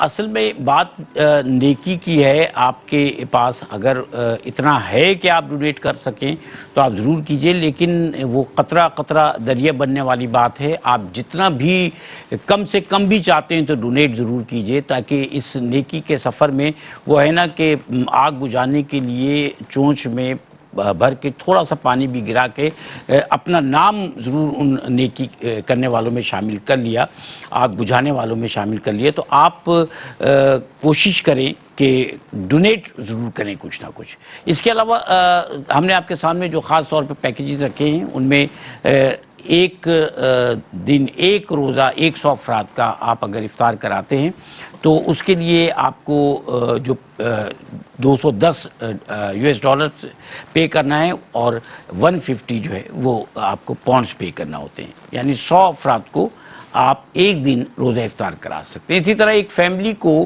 اگر آپ ایک مہینے کا راشن فراہم کرنا چاہتے ہیں تو آپ کو 85 پاؤنڈز یا $95 پے کرنا ہے۔ ایک اور بڑا نیکی کا کام کہ اللہ تعالیٰ نے اگر استطاعت آپ کو بخشی ہے تو آپ ضرور کیجئے کہ ایک مسجد کی تعمیر پاکستان میں کرنے کے لیے آپ حصہ ضرور لیجئے، ایک بڑا حصہ، اور وہ ہے 7,500 پاؤنڈ یا $9,500 کا۔ یہ نیکی کے کام ہے، اس کے لیے ہمارے نمبرز آپ کے ساتھ سامنے ہے. ہماری ٹرانسمیشن اسی مقصد کے تحت مسلسل کہ ہم اور آپ مل کر زیادہ سے زیادہ نیکی کے کام بھی کر سکیں, لوگوں کو فائدہ بھی پہنچا سکیں, اللہ تعالیٰ کی نعمتیں اس کے بندوں تک پہنچا سکیں. محترم مفتی زیغم علی گردیزی صاحب ہمارے ساتھ موجود ہیں, عدنان علی حسینی ہمارے ساتھ موجود ہیں, اور میں محترم مفتی صاحب سے ایک اور بات جاننا چاہتا ہوں. مفتی صاحب, عام طور پہ یہ ہوتا ہے بینکوں میں جو اکاؤنٹس میں پیسہ موجود ہوتا ہے, اگر وہ اتنا ہے کہ جس پہ زکوٰۃ واجب ہو جاتی ہے, بلکہ فرض ہو جاتی ہے, تو بینک از خود وہ پیسہ ڈیٹیکٹ کر لیتے ہیں. اس میں رضامندی نہیں پوچھی جاتی اس شخص کی کہ جس کا اکاؤنٹ ہوتا ہے. اس عمل کی نسبت سے بتائیے کہ کیا بینکوں کا یہ عمل درست ہے, اور دوسرے یہ کہ کیا رضامندی پوچھے بغیر بھی پیسہ کاٹ لینے سے کیا اس شخص کو ثواب ملے گا کہ جس کے اکاؤنٹ سے پیسہ کاٹا گیا ہے, اسی نسبت سے جیسے کہ رمضان میں ملنا چاہیے؟ شاید بھائی اس میں دو صورتیں ہیں. ایک تو حکومت اسلامیہ ہو جی, اور اسلامی سارے معاملات ہوں, تو اس میں حکومت کو یہ اختیار ہے کہ وہ اپنے طور پر بائی فورس بھی اگر کوئی شخص اپنی رضامندی سے نہیں دیتا تو وہ جبراً ان سے زکوٰۃ وصول کر سکتی ہے. اچھا, زکوٰۃ لے سکتی ہے. زکوٰۃ کی جبراً وصولی, دیکھیں یہ جبراً تو نہیں ہے, جبراً وصولی پہ ثواب ہوتا ہے زکوٰۃ دینے والے کو؟ ہاں, اس پہ زکوٰۃ ثواب نہیں ہوگا, لیکن فرضیت اس کے ذمے سے ساقط ہو جائے گی. اچھا, فرضیت ساقط ہو جائے گی زکوٰۃ کا. وہ جو کیونکہ اس میں صدقات جتنے بھی ہیں, یہ جتنی بھی عبادات ہیں, تو اس میں نیت کا بڑا عمل دخل ہے, اور سارے اعمال کا دار و مدار ہی نیت پر ہے کہ اگر اس کی ثواب ہی کی نیت نہیں ہے, حکومت نے تو اس کے جتنے بھی اس کا مال تھا اس پہ جتنی بھی زکوٰۃ بن رہی تھی وہ کاٹ دی, اب اس کا اپنا کوئی ایسا ارادہ نہیں ہے یا کوئی اس سے جان چھڑانا چاہتا تھا, تو فرضیت وہ ایک اس کے ذمے سے ساقط ہو گئی, لیکن ثواب کا اس کے لیے کوئی معاملہ نہیں ہے. یہاں جو بینکوں میں اس طرح کے معاملات کیے جاتے ہیں اس میں کئی طرح کی قباحت ہیں, یعنی قدم قدم پہ اس طرح کے معاملات ہیں کہ جو زکوٰۃ کا جو ایک سلسلہ سارا شریعت مطہرہ نے رکھا ہے اس سے متصادم ہے. اچھا, مثال کے طور پر ایک تو یہاں جن اداروں کو زکوٰۃ دی جاتی ہے یا زکوٰۃ دینے کا جو ایک طریقہ کار ہے وہ ایسا نہیں ہے کہ جس سے زکوٰۃ کی ادائیگی ہو سکے. جس طرح زکوٰۃ کے لیے شرط یہ ہے کہ وہ تملیک فقیر ہو, فقیر کو اس کا مال کا مالک بنا دیں. اب بینکوں میں ایسا یا گورنمنٹ کی طرف سے ایسا کوئی نہیں ہوتا کہ ایک ایک فقیر کو اس کا مالک بنا دیں. وہ مختلف پروجیکٹس کا اعلان کر دیتے ہیں, مختلف منصوبے عوام کو دے دیتے ہیں, اس سے منفعت حاصل کی جاتی ہے, ملکیت نہیں آتی اس سے. اچھا, مثال کے طور پر کسی ہاسپٹل کو دے دیا, اب وہ بیماروں کا علاج کر رہے ہیں, تو علاج کرنے سے زکوٰۃ ادا نہیں ہوتی جب تک آپ کسی فقیر کو اس مال کا مالک نہ بنا دیں یا اس منفعت کا مالک نہ بنا دیں. تو ہبا کرنے سے یا اس منفعت کو جائز کر دینے سے کہ آپ اس سے فائدہ حاصل کر لیں. سر میں آپ اجازت دیں تو میں تھوڑا سا ایڈ کر سکتا ہوں. اصل میں بینکوں نے ایک آپشن رکھا ہے کہ اگر آپ زکوٰۃ کی ادائیگی نہیں کر سکتے ہیں تو آپ ایک پرفارما بھر کے دے دیتے ہیں بینکوں کو. اس کا مطلب یہ ہے کہ جو لوگ یہ پرفارما نہیں بھرتے وہ اپنی رضامندی ہی ظاہر کر رہے ہوتے ہیں. اب اس میں جو لا علم لوگ ہیں ان کی ہم بات نہیں کر رہے ہیں, وہ ہے نا کہ ignorance of law is not excuse. اسی طرح دوسری بات یہ ہے کہ اب حکومت نے اسی زکوٰۃ کے پیسے سے احساس پروگرام شروع کیا ہے جس میں غریبوں کو ایک سرٹن پیمنٹ جو ہے وہ کیا جاتا ہے. یہ اسی زکوٰۃ کے پیسے سے ہو رہا ہے. ہم جی سر, شاید بھائی اصل میں گورنمنٹ کے منصوبہ جات میں اگر ہم جائزہ لیں نا اس کا تو کئی طرح کی خرابیاں ہیں. اس لیے شریعت مطہرہ کے جتنے عبادات کے معاملات ہیں خاص طور پر, تو اس میں اتنی تاکید فرمائی گئی کہ اگر کسی کو دے رہے ہیں تو یہ جاننا ضروری ہے کہ وہ مستحق ہے یا نہیں ہے. احساس ہو یا پچھلی حکومت میں کسی اور نام سے تھا, وہ اس کے اصل جو معاملات ہیں اس کا جو کرپشن ہے, یہ سارے معاملات وہ آئے دن ہمارے سامنے آتے رہتے ہیں کہ وہ 18 گریڈ کے جو آفیسرز تھے یا جو منسٹر تھے ان کے جو مظاہرے ہیں یا جو اس طرح کے ملازمین ہیں ان کے نام پر سینکڑوں اس طرح کے سلسلے سر یہ تو کہیں نہ کہیں ہوتا ہے. جی ہاں, جی ہاں, یہ احتمالات تھوڑا بہت تو ہر جگہ یہ احتمالات ہے. تو اس لیے عبادات میں شش و پنج والا معاملہ نہ ہو کہ کنفرمیشن ہو کہ آپ کی عبادت صحیح طریقے سے, خدا نہ خواستہ اگر وہ معاملہ شفاف طریقے سے آپ کی زکوٰۃ کسی تک نہیں پہنچی اور آپ بھی اب یہ زکوٰۃ کے مصارف ہے نا سر, یہ عام طور پہ یہ ہوتا ہے کہ کہیں پر بھی اسلامی حکومت میں بھی جو حاکم ہے, حاکم نے ہی زکوٰۃ لینی ہے, حاکم نے ہی جمع کرنی ہے, تو بینکوں سے بھی زکوٰۃ وصول کر لینا سسٹم تو وہی بنتا ہے. اب مصارف میں آپ یہ کہہ رہے ہیں کہ کہیں نہ کہیں کوئی کنٹروورسی ہے, تو وہ کنٹروورسی ایک الگ میٹر. مصارف کے علاوہ یہاں تو اب دیکھیں نا جو عوام کے لیے منصوبے انہی فنڈ سے اور اس طرح کے معاملات سے دیے جاتے ہیں نا، اور اس میں کتنی مالی خرد ہوتی ہے وہ سب کو پتہ ہے، ٹھیک ہے نا. تو اس لیے عبادات کے معاملات میں کسی قسم کا ہمیں تردد ہو تو اس میں نہیں پڑیں گے. اور پھر یہاں تو واضح ایک چیز ہے کہ وہ جہاں جن منصوبوں پر یہ چیزیں لگائی جاتی ہیں، جن منصوبوں کو عوام میں مثال کے طور پہ احساس کے تحت ہی یا دیگر اس طرح کے جو پروجیکٹس دیے جاتے ہیں، تو اس میں بعض ایسی چیزیں ہیں کہ اس سے منفعت تو اٹھانے کا موقع دیا جاتا ہے، ملکیت کسی کی نہیں دی جاتی. مثال کے طور پر اس میں بعض ایسے پروجیکٹس ہیں کہ عوام کو جو تعلیم ہے یا دیگر اس طرح کے معاملات ہیں، تو وہ منصوبے تو ہیں، عوام فائدہ تو حاصل کر رہی ہے، لیکن عوام کو کسی چیز کا مالک نہیں بنایا گیا. تو نفلی جو صدقات ہیں اس سے اس طرح کے معاملات ضرور کیے جا سکتے ہیں، لیکن واجب صدقات کے لیے لازمی ہے کہ آپ جس کو دے رہے ہیں اس کو مکمل طور پر اس کی ملکیت چلے سر، جب تک ہم وہ چیز نہ سیاسی معاملے میں پڑے بغیر، کیونکہ یہ ہمارا کام نہیں ہوا ہے نا کہ جو اہل سیاست ہیں یہ وہ جانے ہیں. تو اب یہ ہے کہ احساس کے پلیٹ فارم سے ہم جو مختلف پروجیکٹس میں لوگوں سے کہتے ہیں، اپنے بہن بھائیوں سے کہتے ہیں کہ آپ زکوٰۃ کا پیسہ دیں تاکہ ہم یہ پروجیکٹ چلا سکیں، تو ہم باقاعدہ یہ اعلان کر دیتے ہیں کہ اس پروجیکٹ کے لیے آپ سے ہمیں جو ہے وہ زکوٰۃ اور صدقات کا پیسہ چاہیے. اب کسی پروجیکٹ میں زکوٰۃ اور صدقات کا پیسہ استعمال کرنا جو کہ بتا دیا گیا، کیونکہ ہمیں فون کرنے والی بتاتے ہیں کہ جی آپ یہ افطار کرا دیں، یہ جو ہے وہ آپ فیملی کو راشن دے دیں. تو راشن جو فیملی کو دیا جا رہا ہے زکوٰۃ کے پیسے سے، وہ صحیح طریقہ ہے؟ اب دیکھیں شاہد بھائی، یہاں جو ہم نے تملیغ فقیر کی بات کی، تو ہینڈ پمپ جو زکوٰۃ کی مد میں نہیں لگایا جاتا. یہاں جو ہمارا یہ ایک سارا سلسلہ ہے، کیونکہ ہینڈ پمپ ہم نے کسی کی ملکیت میں نہیں دیا ہے، راشن ہم نے ایک غریب فیملی کی ملکیت میں دے دیا، ملکیت میں دے دیا. تو یہ شرط ہے، اور جہاں یہ شرط اور ہم نے یہی کہہ کر جو ڈونیشن لیا بھی ہے، ڈونیشن اسی طور پہ لیا ہے. تو اس طور پر ہم پھر کسی بھی طور پہ ہم مثال کے طور پر اگر اپنے گھر میں ایک دسترخوان لگا دیتے ہیں، غرباء کو وہاں بٹھا کر کھانا کھلا دیتے ہیں، تو یہ زکوٰۃ ہم نے جو زکوٰۃ یہ جو ہم نے ان کو کھانا کھلایا اس کا مالک نہیں بنایا. منفعت تو دے دی کہ آپ بیٹھ کے یہاں کھائیں. عموماً کیا ہوتا ہے کہ اس طرح کے راشن جو دسترخوان لگائے جاتے ہیں تو اس میں یہ اجازت نہیں دی جاتی کہ آپ اپنے اپنے گھر لے جائیں. تو یہاں ملکیت نہیں ہے بلکہ منفعت ہے. تو اس طور پہ یہ زکوٰۃ کا پیسہ یہاں نہیں لگایا جاتا.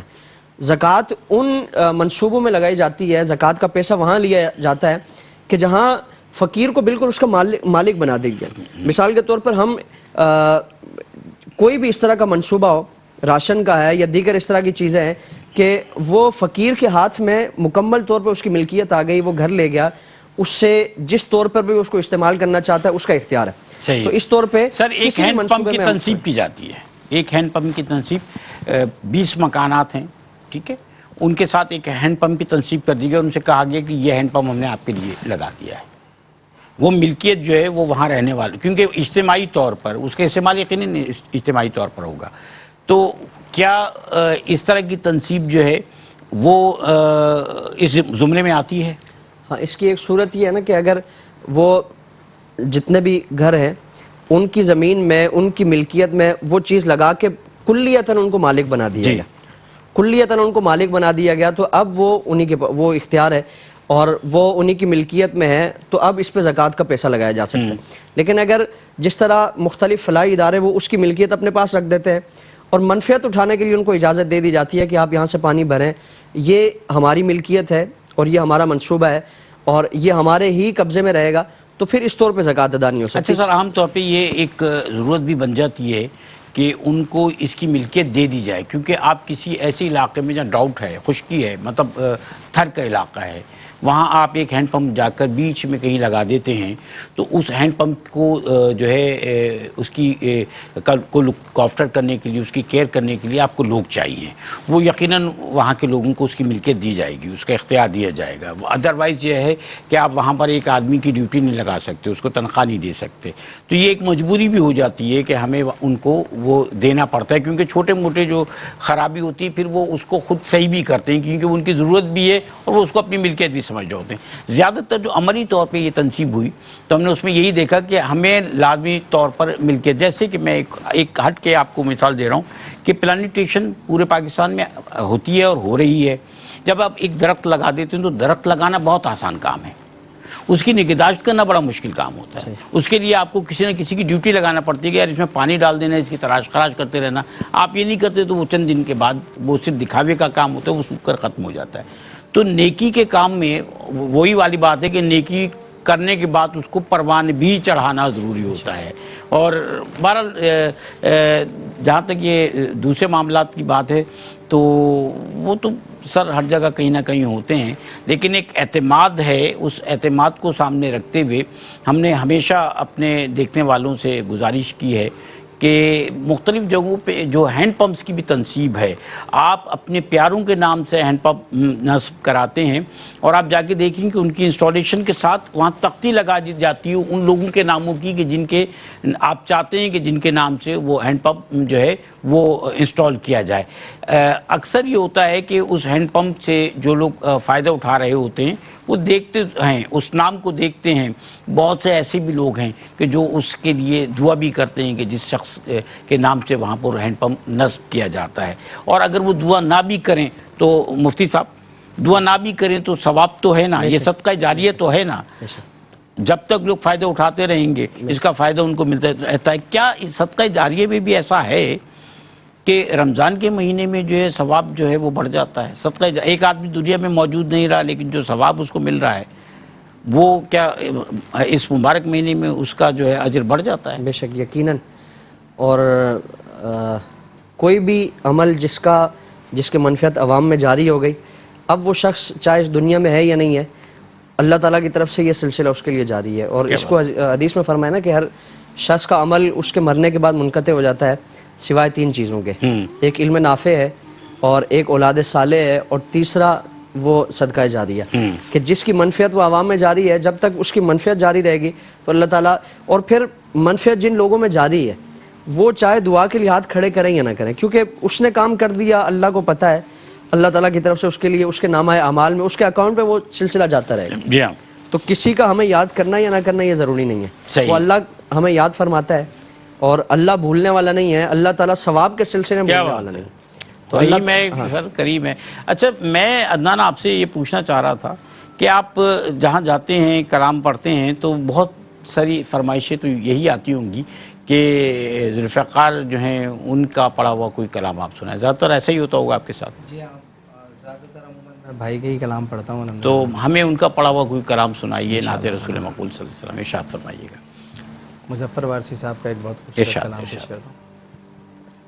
اپنی رحمت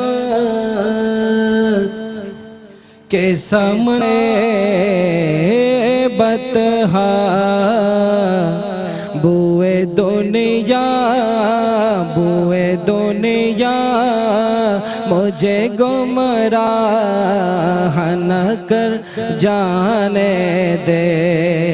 بوئے دنیا بیٹھے کاندر میں اتر جانے دے. ناظرین کرام ایک دفعہ پھر آپ کو خوش آمدید کہتے ہیں. السلام علیکم. اے آر وائی ڈیجیٹل دیکھنے والے یو ایس اے کے ہمارے ناظرین اور دنیا بھر میں A R Y Q T V دیکھنے والے ہمارے ناظرین، آج رمضان اپیل 2021 میں ہمارے ساتھ موجود ہیں اور ہم نے آپ کی خدمت میں اپنی گزارشات رکھی ہیں کہ نیکی کا سفر ہے اور اس نیکی کے سفر میں آپ اور ہم مل کر ان فیملیز کی مدد کریں کہ جن فیملیز کو راشن فراہم کرنا ہے، جن کے معاملات کچھ معاشی طور پر ایسے ہیں کہ انہیں غذا کی ضرورت ہے. تو ایک فیملی کو آپ اور ہم مل کر اگر ایک مہینے کا راشن فراہم کرتے ہیں تو 85 پاؤنڈز یا 95 امریکن ڈالرز اس کا خرچہ ہے. 95 امریکن ڈالرز یا پھر 85 پاؤنڈز آپ ڈونیٹ کیجئے، ایک فیملی کو ایک مہینے کے لیے راشن فراہم کر دیجئے. یا پھر اگر آپ نیکی کرنا چاہتے ہیں تو ایک بہت بڑا آپشن یہ ہے کہ آپ 100 افراد کا ایک دن روزہ افطار کروا دیجئے. 100 افراد کا روزہ افطار کرانے کے لیے آپ کو 150 پاؤنڈ صرف 150 پاؤنڈز یا پھر 210 US ڈالرز 210 US ڈالرز میں آپ 100 لوگوں کا روزہ افطار کرا دیتے ہیں. 100 لوگوں کے ایک دن کے روزے جتنا ثواب آپ کو مل جاتا ہے. یہ بڑی نیکی کا کام ہے اور اللہ تعالیٰ قبول کرنے والا ہے. وہ رحیم اور کریم ہے, وہ چاہے تو اس سے کہیں زیادہ ثواب اور اجر دینے والا ہے. پھر ایک شخص کے روزے کا ثواب جو ہے اس کا تعین ہمارے پاس نہیں ہے, کیونکہ اللہ تعالیٰ نے فرمایا کہ اس کا ثواب میں خود دوں گا. تو سوچئے 100 افراد کو اگر روزے افطار کرا دیا جائے اور اتنا ثواب ہمیں مل جائے جتنا 100 افراد کے روزے کا ثواب ہوتا ہے, تو یہ کتنا بڑا نیکی کا کام اور ہماری مغفرت کا ذریعہ ہے. کوشش کیجئے کہ 100 افراد کا, اس سے زیادہ افراد کا روزے افطار کرائیں. یہ وہ نیکی ہے کہ جو اللہ تعالیٰ کو پسند ہے اور اللہ تعالیٰ کی رضا حاصل کرنے کے لیے ہمیں 150 پاؤنڈ یا 210 امریکن ڈالر جو ہیں اس کی کوئی حیثیت نہیں ہوتی ہے. اکاؤنٹ آپ کے سامنے ہیں اور ان اکاؤنٹ نمبرز کو آپ نوٹ بھی کر لیجئے. خاص طور پہ ہمارا جو ڈونیشن ہاٹ لائن نمبر ہے جو کہ 24 گھنٹے یہ آپ کو اویلیبل ہوتا ہے, آپ جب چاہیں کال کر کے ڈونیشن دے سکتے ہیں. بڑا آسان سا طریقہ ہے. آج کل تو آپ کو پتہ ہے کہ انٹرنیٹ بینکنگ ہوتی ہے اور پورے اعتماد کے ساتھ کال کیجئے اور جو آپ ڈونیٹ کرنا چاہتے ہیں وہ ڈونیٹ کیجئے. آپ کا دیا ہوا جو پیسہ ہے وہ انہی مصارف میں استعمال ہوتا ہے کہ جو آپ چاہتے ہیں, جو آپ بتا رہے ہوتے ہیں, اور پوری ایمانداری کے ساتھ. بلکہ یہ وہ ادارہ ہے کہ جو پروجیکٹس پہلے شروع کرتا ہے ان پروجیکٹس پر اپنے پاس سے پہلے پیسہ لگایا جاتا ہے, بعد میں ہم آپ کو بھی شامل کرتے ہیں. تو کیونکہ نیکی کا کام ہے اور نیکی کام میں پہلا قدم خود بڑھانا پڑتا ہے, اور ہم چاہتے ہیں کہ آپ ہمارے ہم قدم ہو کر چلیں. ہمارے ساتھ یہاں پر تشریف فرمائیں محترم مفتی علامہ سید زیغم علی گدیری صاحب, اور ہمارے ساتھ تشریف فرمائیں معروف ثنا خاں عدنان علی حسینی. تو مفتی صاحب میں آپ کی اجازت سے میں عدنان سے ایک کلام سننا چاہ رہا ہوں, ارشاد فرمائیے پلیز. در نبی پر پڑا رہوں گا, پڑے ہی رہنے سے کام ہوگا. کبھی تو قسمت کھولے گی میری, کبھی تو میرا سلام ہوگا. خلاف معشوق کچھ ہوا ہے, نہ کوئی عاشق سے کام ہوگا.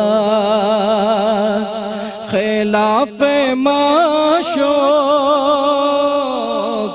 کچھ ہوا ہے, نہ کوئی عاشق سے کام ہوگا. خدا بھی ہوگا ادھر ہی ہے دل, جدھر وہ عالی مقام ہوگا. در نبی پر پڑا رہوں گا, پڑے ہی رہنے سے کام ہوگا. جو دل سے ہے مائل پیمبر, یہ اس کی پہچان ہے مقرر. جو دل سے ہے مائل پیمبر, یہ اس کی پہچان ہے مقرر. کہ ہر دم اس بے نوا کے لب پر درود ہوگا, سلام ہوگا. در نبی پر پڑا رہوں گا, پڑے ہی رہنے سے کام ہوگا. کبھی تو قسمت کھولے گی میری, کبھی تو میرا سلام ہوگا. واہ واہ کیا بات ہے. ویسے یہ حقیقت ہے کہ آپ نے ذوالفقار بھائی کو پھر یاد دلا دیا. سر آپ سے ایک اور سوال یہ کہ عام طور پر جو خواتین کے زیورات ہیں ان کی نسبت سے یہ کہا جاتا ہے کہ ان کا جو پیسہ ہے زکوٰۃ کا وہ ان کو ہی ادا کرنا ہے، کیونکہ ان زیورات کی مالک عام طور پہ وہ ہوتی ہیں. اگر شوہر ادا کر دے تو کیا وہ قبول ہو جاتا ہے؟ اور شوہر پر زکوٰۃ کی ادائیگی اپنی بیوی کے زیورات کی کس حد تک فرض واجب ہے یا اس کو کرنی چاہیے؟ بیوی کے زیورات یا بیوی کی ملکیت میں جو بھی کچھ ہے شوہر پر تو کسی حد تک بھی فرض نہیں ہے. یہ شوہر کی اپنی ثوابدیدی ایک اس کا اختیار ہے اور اس کا ایک خود اپنا عمل ہے. اگر بیوی کی طرف سے وہ یہ عمل کرتا ہے تو اللہ تعالیٰ یقیناً اسے بھی ثواب عطا فرمائے گا. یعنی کسی کی طرف سے کوئی صدقہ اگر ادا کر رہا ہے اور اس نے سلوک کے طور پر نیکی کے طور پر ادا کر رہا ہے تو اللہ تعالیٰ اسے بھی اجر عطا فرمائے گا. لیکن بہرحال وہ خواتین پر ہی فرض ہے. اچھا. اور شوہر اس کی طرف سے ادا کر سکتا ہے. ٹھیک ہے. اس میں کوئی حرج نہیں ہے. اور اگر شوہر ادا نہیں کرتا تو خواتین کو لازمی ہے کہ وہ اس کی زکوٰۃ نکالیں. اور اس کی 7.5 تولہ سونا ہے، 52.5 تولہ چاندی ہے، یا اس کی مالیت کی کوئی بھی شے ہے تو اس کے لیے اگر خواتین کے پاس صرف سونا ہی سونا ہے یا چاندی ہی چاندی ہے زیورات کی صورت میں یا کوئی بھی شکل ہے اس کی تو وہ اس کے علاوہ کسی سے ادھار لے کر کرے یا اس کو فروخت کر کے کرے. بہر صورت یہ کوئی بہانہ نہیں ہے، اس کا کچھ حصہ فروخت کر کے. جی ہاں. بہانہ یہ نہیں ہے کہ پیسے نہیں ہیں. صحیح. کیونکہ یہ بھی ایک مالیت ہے اور بڑی اماؤنٹ ہے، بڑی اماؤنٹ کی یہ چیز ہے تو اس لیے زکوٰۃ بہر صورت اس پہ لازم ہوگی. اور یہ ایک دل کو تنگ کرنے والی بات ہوتی ہے کہ پیسے نہیں ہے. اللہ تعالیٰ نے بہت زیادہ بڑی اماؤنٹ اس پر زکوٰۃ کی ہم پر لازم نہیں فرمائی ہے. 2.5% ہے. 2.5% ہے صرف. تو اس کو اور پھر اس کی برکتیں اللہ تعالیٰ عطا فرمائے گا. جس طرح آپ نے شروع میں انٹرو میں فرمایا کہ جو زکوٰۃ یا صدقات کی مد میں دیا جاتا ہے تو اس میں کمی نہیں آتی. یقیناً اللہ تعالیٰ ہمیں خسارے میں نہیں ڈالے گا، نقصان میں نہیں ڈالے گا. تو خواتین پر لازم ہے کہ وہ زکوٰۃ کی ادائیگی کریں یا شوہر کرتا ہے یا وہ خود کریں. بہر صورت زکوٰۃ کی ادائیگی لازم ہے ورنہ عند اللہ سخت موقع. اچھا یہ فرمائیے گا کہ اور بھی بہت سارے صدقات ہیں، زکوٰۃ کے علاوہ صدقات ہیں، یہ صدقہ فطر ہے، اور اگر کفارے کی یا پھر اس کے علاوہ جو ہے کوئی اور ادائیگی کرنا پڑتی ہے فیملی کی طرف سے، تو کیا یہ ساری ذمہ داری گھر کے کفیل کی ہے یا صرف اگر آپ فطرے کی بات دیں تو ہر شخص اپنے فطرے کا خود ذمہ داری ہے، گھر کے کفیل پر اس کی ذمہ داری آتی ہے؟ صدقہ فطر میں شاید بھائی معاملہ یہ ہے کہ وہ صاحب خانہ جو ہے وہ اس پر اپنی اہلیہ اور جو نابالغ اس کے بچے ہیں، نابالغ بچے ان کا صدقہ فطر اس پر لازم ہے. اور وہ نابالغ بچے کہ جن کا اپنا مال نہیں ہے، مثال کے طور پر اس نے بچپن سے ہی اپنے بچوں کے لیے سیونگ شروع کر دی اور ہر بچے کے پاس پیسے ہیں تو اب وہ صاحب خانہ ان کا والد وہ اگر چاہتا ہے تو ان کے پیسے سے بھی ان کا صدقہ فطر ادا کر سکتا ہے. اچھا. یہ اس کو اختیار ہے کہ وہ اس کے پیسے سے دے یا خود اپنے پیسے سے ان کی صدقات. اچھا فدیہ یا کفارہ جو ہے وہ خود ہر ایک کو ادا کرنا ہوگا یا وہ بھی؟ اس میں بھی یہی صورت ہے کہ اگر وہ گھر کا سربراہ کسی کی طرف سے ادا کرنا چاہتا ہے تو اس میں کوئی حرج نہیں ہے. مالی اس میں ایک اصول یاد رکھیں نا کہ عبادات کی 3 قسمیں، ایک بدنی عبادت ہے اور ایک مالی عبادت ہے اور ایک بدنی مالی عبادت ہے. بدنی عبادت ہے جس طرح روزہ ہے، یہ ٹوٹلی بدنی عبادت ہے. نماز ہے یا نماز ہے، یہ بدنی عبادت ہے. حج بھی ہے. حج بدنی اور مالی ہے. جی ہاں. اور مالی عبادت زکوٰۃ ہے. صحیح. تو بدنی مالی اور مالی عبادت میں نیابت ہو سکتی ہے اور خالی جو بدنی عبادت ہے اس میں نیابت نہیں ہو سکتی. صحیح. یعنی کسی کی جگہ پہ ہم نماز نہیں پڑھ سکتے، کسی جگہ ہم روزہ نہیں رکھ سکتے. زکوٰۃ کسی کی جگہ پہ ہم دے سکتے ہیں، صدقات واجبہ نافلہ جو بھی ہم دے سکتے ہیں. اور حج بھی کسی کی طرف سے کیا جا سکتا ہے، حج بدل ہے. تو یہ اصول یاد رکھا جائے. کسی کی طرف سے کیا جائے گا تو اس کو ثواب ملے گا یقیناً.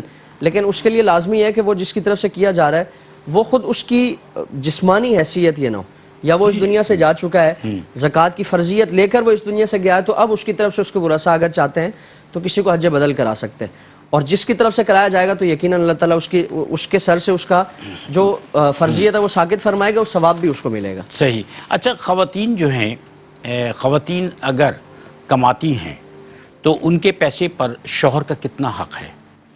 یہ بڑا ٹیڑھا سا سوال ہے ویسے. کوئی حق نہیں ہے.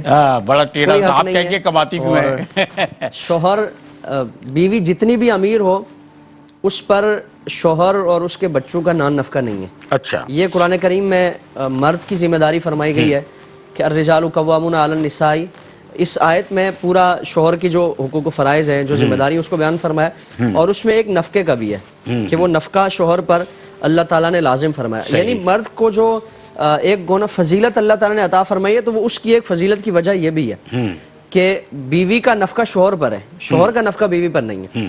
تو ہم بدقسمتی سے ہمارا معاملہ یہ ہے کہ جن چیزوں میں اللہ تعالیٰ نے ہمیں فضیلت نہیں عطا فرمائی ہوتی, وہ اس کو ہم ثابت کرنے کی کوشش کرتے ہیں, اور جن پر فضیلت, جن وجوہات کی بنا پر فضیلت عطا فرمائی گئی ہے, ان سے ہم کبھی پیچھا چھڑاتے ہیں اور دائیں بائیں. یہ تو ایک ہٹ کر بات ہوگی. اب میں پھر ایک طرح بات دیکھیں, سوال ٹیڑھا نہیں ہے, بلکہ میں خود اپنی اصلاح پہلے چاہ رہا ہوتا ہوں, پھر اس کے بعد ہمارے بہت سارے دیکھنے والے بھی ہیں. عورت مرد کے مال کی محافظ ہے یا مالک ہے؟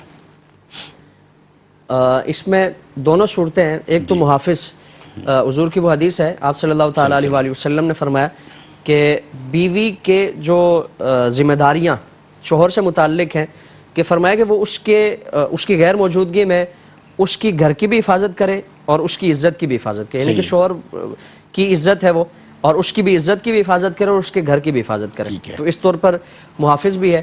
اور پھر دوسری صورت کہ وہ مالک ہے یا نہیں ہے.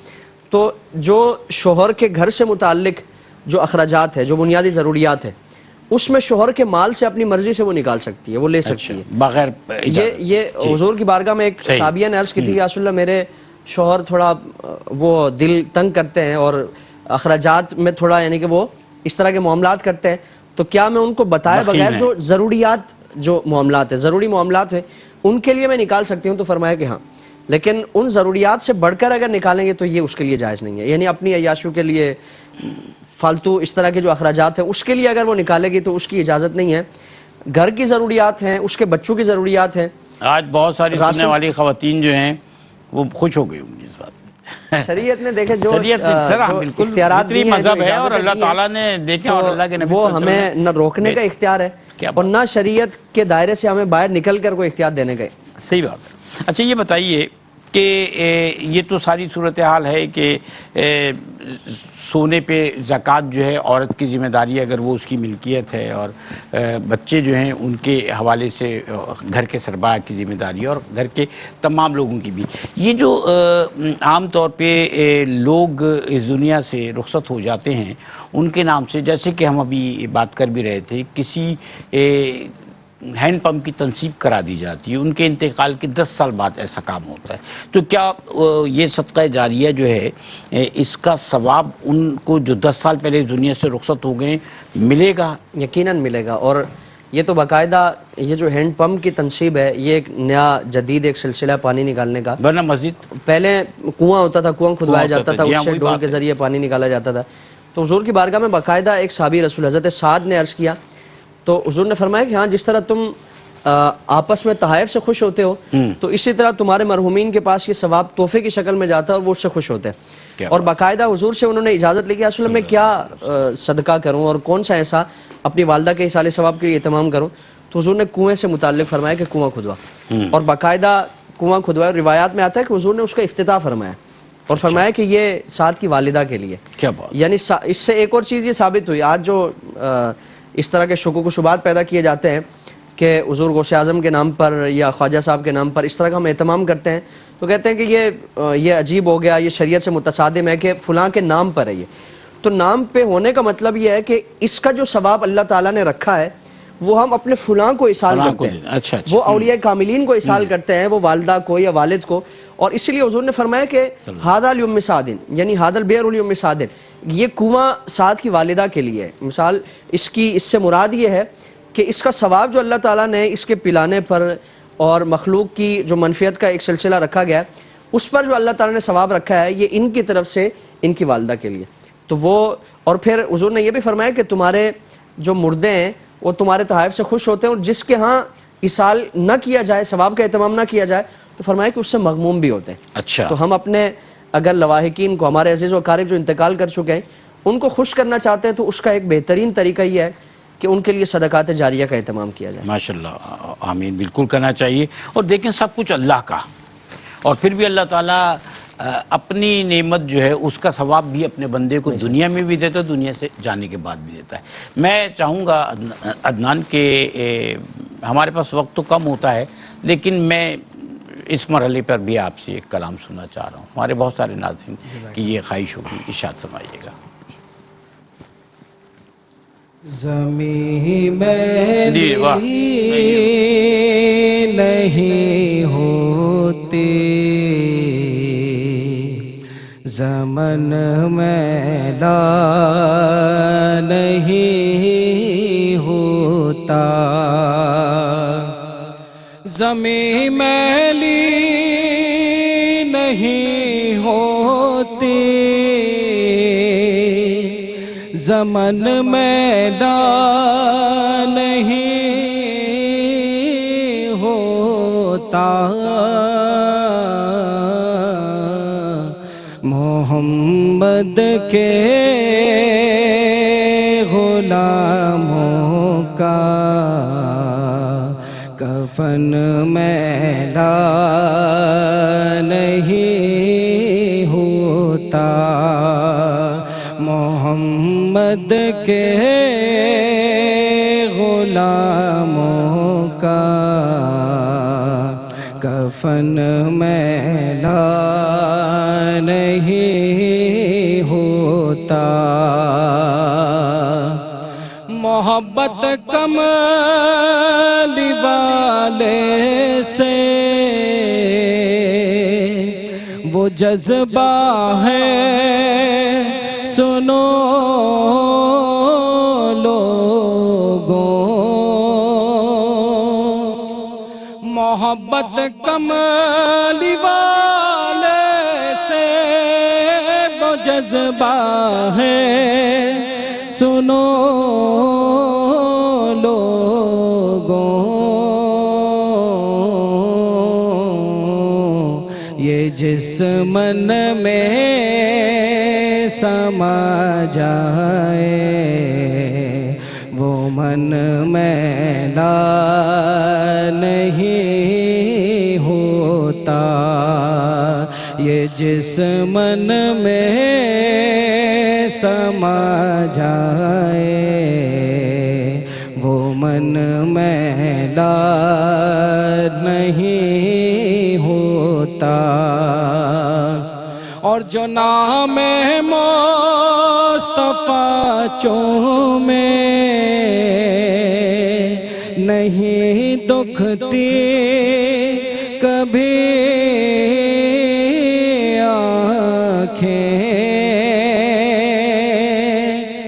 اور جو نام مصطفیٰ چومے نہیں دکھتی کبھی آنکھیں. پہن لے پیار جو ان کا بدن میلا نہیں ہوتا.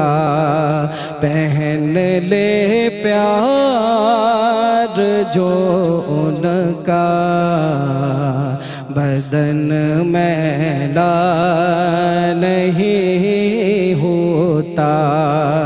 زمین میلی نہیں ہوتی، زمن میلا نہیں ہوتا. ماشاءاللہ ماشاءاللہ، سبحان اللہ، کیا بات ہے. مفتی صاحب، ہم نے مالی اعتبار سے تو بہت ساری باتیں کی. ایک اور سوال یہ بھی ہے کہ عید الفطر ایک دن کی ہوتی ہے یا 3 دن کی ہوتی ہے؟ یہ ارشاد فرمائیے. اللہ تعالیٰ نے جو اہل ایمان کے لیے خوشیوں کے جو تہوار عطا فرمائے جی وہ 2 ہیں، اور ایک عید الفطر کا اور ایک عید الاضحیٰ کا. جی ہاں، اسی لیے شریعت مطہرہ نے، اور پھر یہ جو عید کا کانسیپٹ ہے یہ اللہ تعالیٰ کی طرف سے ایک مہمان نوازی کا سلسلہ ہے جی ہاں، جو رمضان کے روزوں کے رمضان کے بعد روزوں کیا کا بات- اللہ تعالیٰ کے حکم کے مطابق بھوک اور پیاس کے عالم میں اور اس کے حکم کے مطابق اصل جنہوں نے یہ مہینہ گزارا ہے تو اللہ تعالیٰ کی طرف سے پھر ان کے اعزاز میں ایک دن رکھ دیا گیا. تو اصل جو عید الفطر کا دن ہے وہ پہلا دن ہے اور باقی اس سے متصلاً ایک خوشیوں کا سلسلہ ہے تو ہمارے عرف میں ہمارے رواج میں وہ یہ روایتاً ہے، روایتاً روایتاً ہے. ہے. باقی اصل جو اللہ تعالیٰ کی طرف سے مہمان نوازی کا، کیونکہ ایام منہیہ جو ہیں یعنی وہ پورے سال میں 5 ایام جن میں روزہ رکھنا منع ہے، اس میں ایک یہ ہے اور 4 وہ عید الاضحیٰ کے دن ہے. تو یہ اللہ تعالیٰ کی طرف سے مہمان عید نوازی الاضحیٰ کے 4 دن ہیں، یعنی عید الاضحیٰ کے 3 دن اور اس سے بعد ایک دن بعد ایک دن. بعد یعنی 10 11 12 13.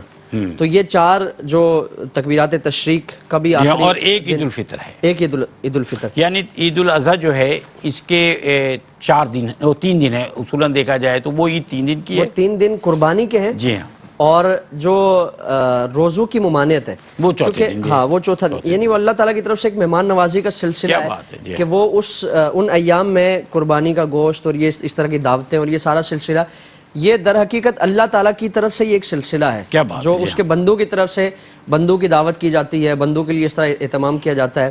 تو اسی لیے ان ایام میں روزہ رکھنے تک کو منع فرما دیا گیا، حرام فرما دیا گیا کہ یہ اللہ تعالیٰ کی طرف سے مہمان نوازی ہے. جس طرح ہمارے ہاں ہم کسی کی دعوت کریں اور وہ روزہ رکھ کر آئے تو یہ اس کو ایک معیوب سمجھا جاتا ہے، ایک برا ہم سمجھتے ہیں اور ہم اس پر رنجیدہ ہوتے ہیں.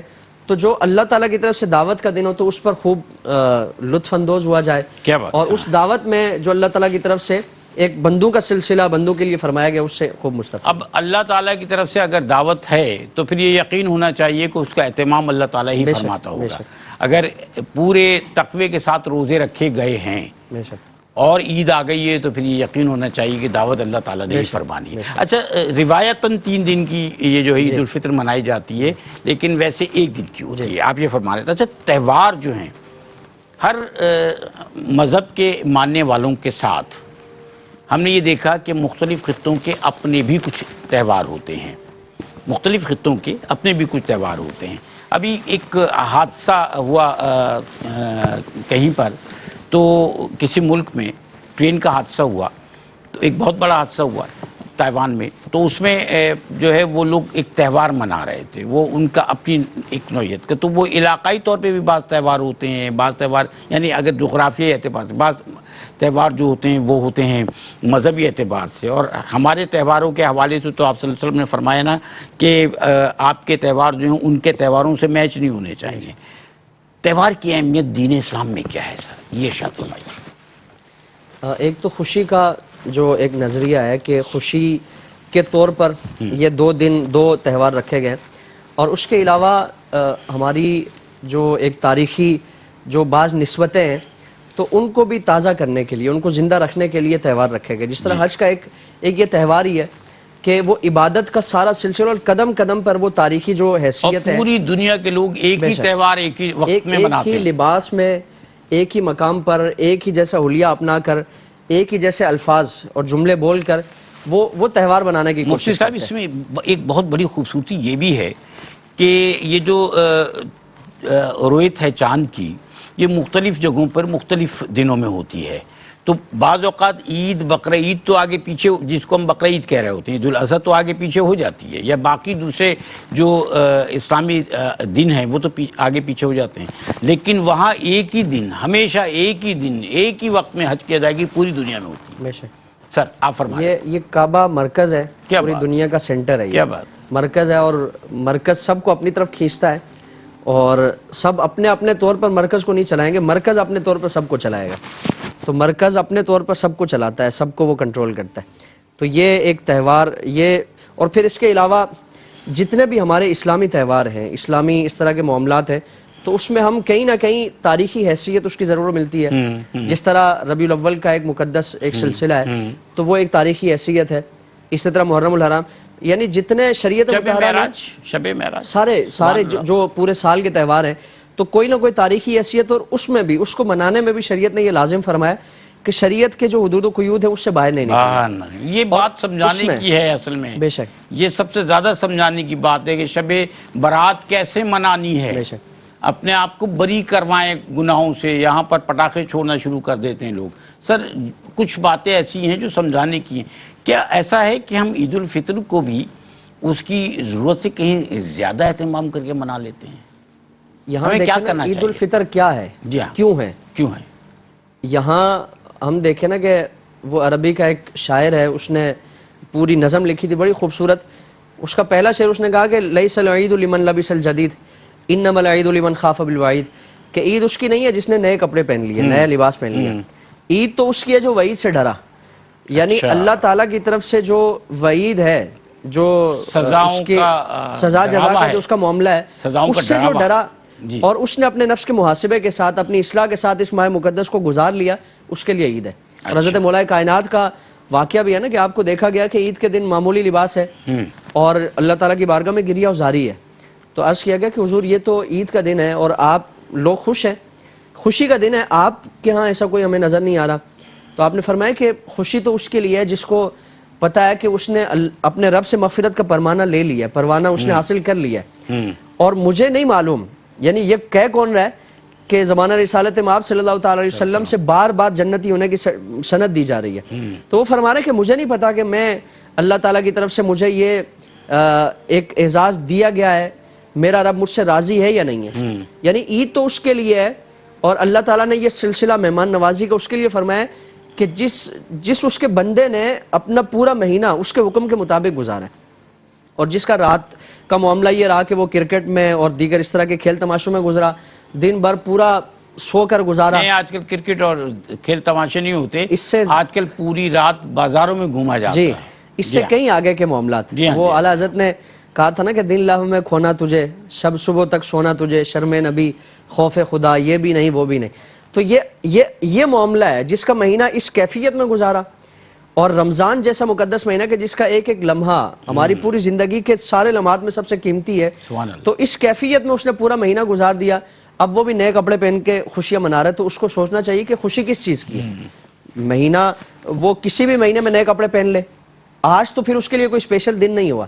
اسپیشل دن اس کے لیے ہے جس نے اللہ کو راضی کیا ہے، کیا بات. اور جس نے اللہ تعالیٰ کی رضامندی حاصل کی ہے، تو اللہ تعالیٰ کی طرف سے پھر اس کے اعزاز اس کے لیے تو ہر یہ دن رکھا گیا. اسپیشل ہے. بے شک. ناظرین کرام، گزشتہ جو عید ہے دنیا بھر میں وہ اس کووڈ کی وجہ سے، جس کو ہم کووڈ-19 کہتے ہیں، جو 21 میں بھی ہمارے ساتھ ہے، اس کووڈ کی وجہ سے دنیا بھر میں رمضان شریف اور عید کا مہینہ جو ہے وہ جس حال میں گزرا تھا گزشتہ سال، وہ آپ بھی جانتے ہیں اور ہم بھی جانتے ہیں. یہ جو ابھی مفتی صاحب نے خوبصورت گفتگو فرمائی، اس میں اشارہ یہ بھی تھا کہ وہ لوگ جو رمضان اور عید کے درمیان جو لیلۃ الجائزہ ہے اس کو کس طرح سے گزار دیتے ہیں. تو بہت ساری چیزیں ایسی ہیں کہ جس کا موقع ہی نہیں مل پایا لوگوں کو. لوگ چاہتے بھی تو وہ سب کچھ اس رات میں نہیں کر سکتے تھے، ہاں گھر میں بیٹھ کے عبادت ضرور کر سکتے تھے. تو اللہ تعالیٰ نے اپنی قدرت سے یہ دکھایا ہے کہ اللہ تعالیٰ کی قدرت کے معاملات تو چلتے رہے، دنیا میں انسانوں کے معاملات جو تھے نا دنیاوی، وہ سب کے سب رک گئے جو انسان کے اختیار میں تھے. تو اللہ تعالیٰ سے دعا کرنی ہے ہمیں، اس مرتبہ سب کو دعا کرنی ہے. پہلے تو بہت سے لوگوں کو یقین نہیں تھا کہ یہ کووڈ-19 کوئی چیز ہے، یہ کرونا کوئی چیز ہے. اب تو لوگ جو ہے، بہت سے لوگ جو ہیں اس کے مضمرات سے گزر چکے ہیں. بہت سی فیملی سے ان کے بہت سارے پیارے چلے گئے. بہت سے لوگ جو ہے وہ اس کی سنگینیوں سے متاثر ہوئے اور بیماریوں کا سلسلہ بھی رہا. اب بھی ہم جو ہے وہ دواؤں کا اہتمام اور دعاؤں کا اہتمام کر رہے ہیں. پھر یہ کہ بہت سے لوگوں کے روزگار میں بھی فرق پڑا، دنیا میں کاروبار میں فرق پڑا. اب لوگوں کو عقل آ گئی، سمجھ میں آ گیا کہ یہ بھی کوئی وبا ہے کہ جس نے دنیا کو متاثر کیا.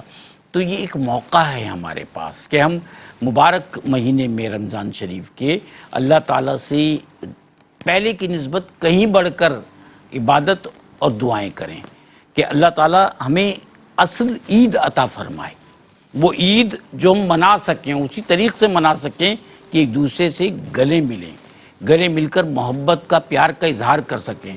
اب تو ہم لوگوں کی مجبوریاں یہ ہیں نا کہ لوگوں سے ہاتھ نہیں ملا سکتے، گلے ملنا تو بہت دور کی بات ہے.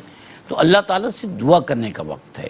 اب بھی اگر انسان نہ سمجھے، اب بھی ویسے تو لوگ اکثر جو دانا لوگ ہیں، کوئی بیمار پڑ جائے تو کہتے ہیں اللہ تعالیٰ نے تمہیں تنبیہ فرمائی ہے، اپنے آپ کو صحیح کر لو. یہاں تو پوری دنیا میں اتنے بڑے سانحات ہو گئے، اتنا بڑا مسئلہ ہوا، اب بھی کیا ہم نہیں سمجھیں گے؟ دانائی اس حد تک تو ہمارے اندر موجود ہے کہ ہم سمجھ سکیں کہ ہمیں جو ہے وہ اب اللہ کے سامنے کس طرح سے گڑ گڑانا ہے، کس طرح سے دعا مانگنی ہے، کس طرح سے اللہ تعالیٰ سے یہ جو کرونا کی وجہ سے تباہیاں پھیلی ہیں ان سے بچنا ہے۔ وہ لوگ اس بات کو بہت اچھی طرح سے سمجھتے ہیں کہ جنہوں نے اس کے مضمرات کو سے بہت کچھ سیکھ لیا ہے، کسی کا کوئی پیارا چلا گیا، کسی کا کاروبار ختم ہو گیا، کوئی شخص بے روزگار ہو گیا، اور ایسا دنیا میں ہوا ہے۔ کسی نے کہا بڑے بڑے جو ادارے تھے، بینک تھے، وہ دیوالیہ ہو گئے، بہت پیسے والے لوگ جو ہیں وہ دیوالیہ ہو گئے۔ تو دنیا میں یہ ایک بہت بڑا، اس کو آپ کہہ لیں یہ سیٹ بیک ہے جو ہوا، لیکن اللہ کی قدرت سمجھتے ہوئے اور ہم یہ سمجھتے ہوئے کہ شاید ہمارے اعمال میں کہیں نہ کہیں کوئی کمی کجی رہی کہ جس کی وجہ سے اللہ تعالیٰ نے ہمیں متنبع فرمایا کہ دیکھو اب بھی اپنے آپ کو سنبھال لو، تو سنبھالنے کا وقت ہے۔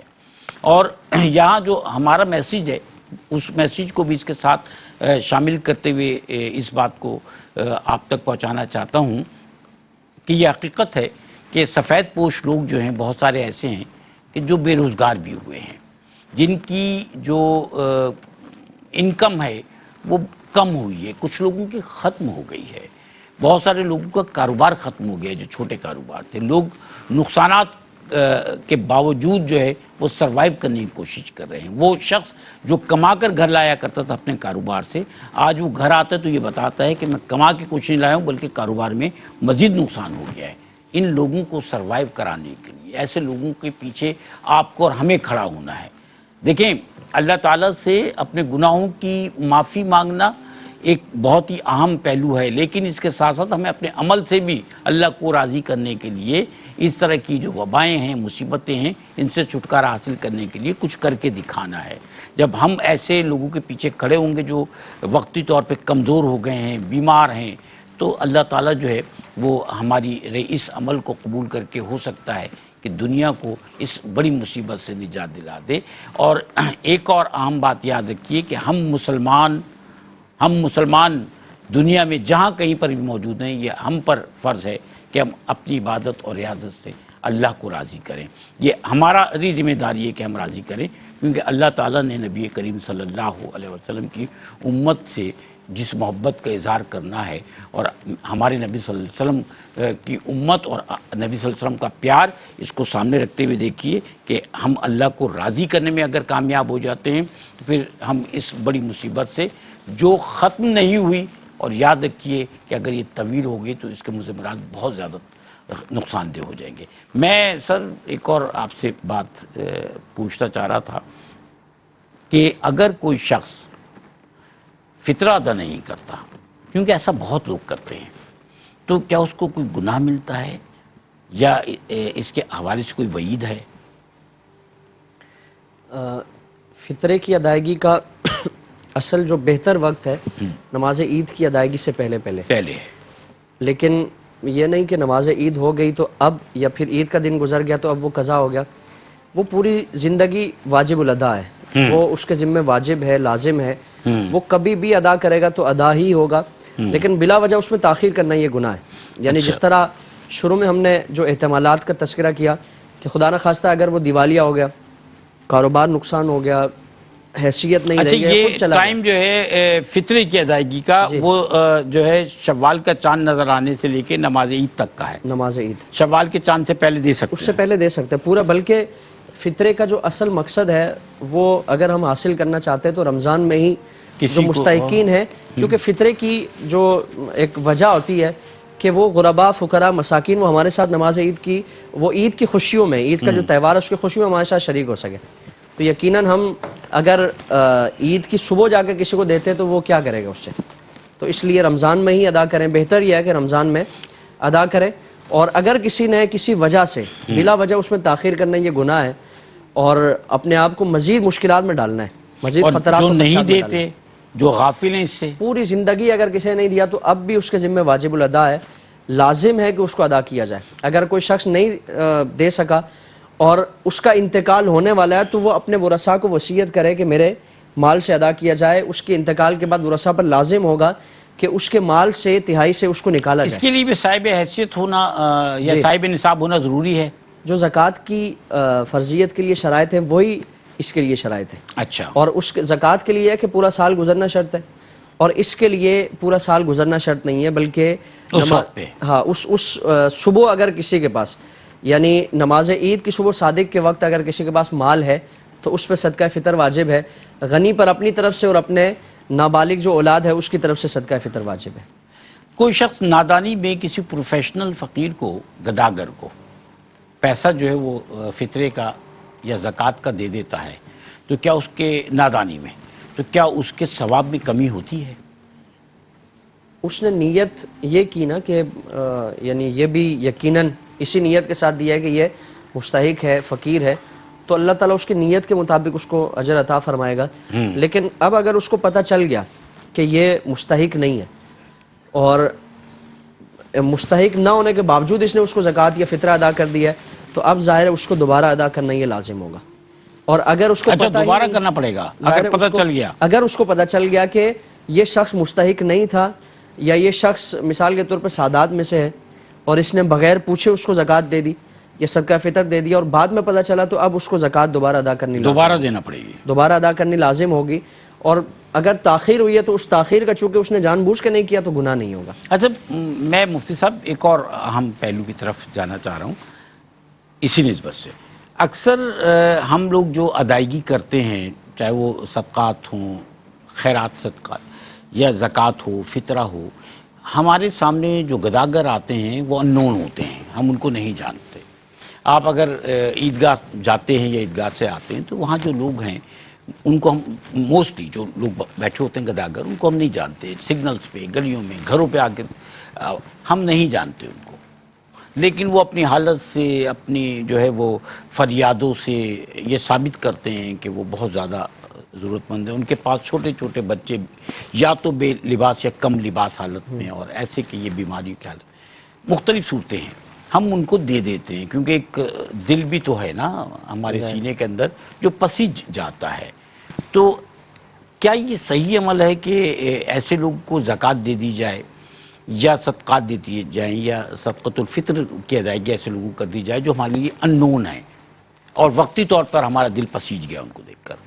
ظاہری طور پر اگر کسی کی یہ کنڈیشن ہے کہ وہ اپنے حلیے سے یا جو اس کا ایک تقاضا ہے اس کے مطابق وہ فقیر لگتا ہے تو اس کو دے دی جائے. اور اگر لا علمی کی وجہ سے یعنی دے دیا ہم نے، ہمیں پتہ ہی نہیں چلا، تو پھر تو اللہ تعالیٰ کوئی مواخذہ نہیں فرماتا، وہ ہمارے لیے معاف ہے. لیکن اگر پھر بھی ہمیں پتہ چل جاتا ہے تو پھر یہ پھر دوبارہ دینا سر لازمی ایک یہ تو اہم پہلو لوگوں کے سامنے آ گیا ہے کہ یہ جو گداگر ہیں یہ زیادہ تر جو ہے یہ گینگ ہوتا ہے، اور باقاعدہ جو ہے وہ آپ کو پتہ ہے کیا معاملات رہتے ہیں. تو یہ سب کے سب جو ہیں یہ پیشہ ور ہیں. آج سڑکوں پر، عیدگاہوں کے پاس، یہ وہ اب عید کا سیزن رمضان کا آئے گا تو ایک بڑی کھیپ جو ہے وہ بڑے شہروں میں پہنچ جائے گی اور وہ جگہ جگہ اپنے مورچے بنا رہے ہیں. میں مورچے کا لفظ استعمال کر رہا ہوں. تو یہ ایک ایسی حقیقت ہے جو کھل کر سب کے سامنے آ گئی ہے.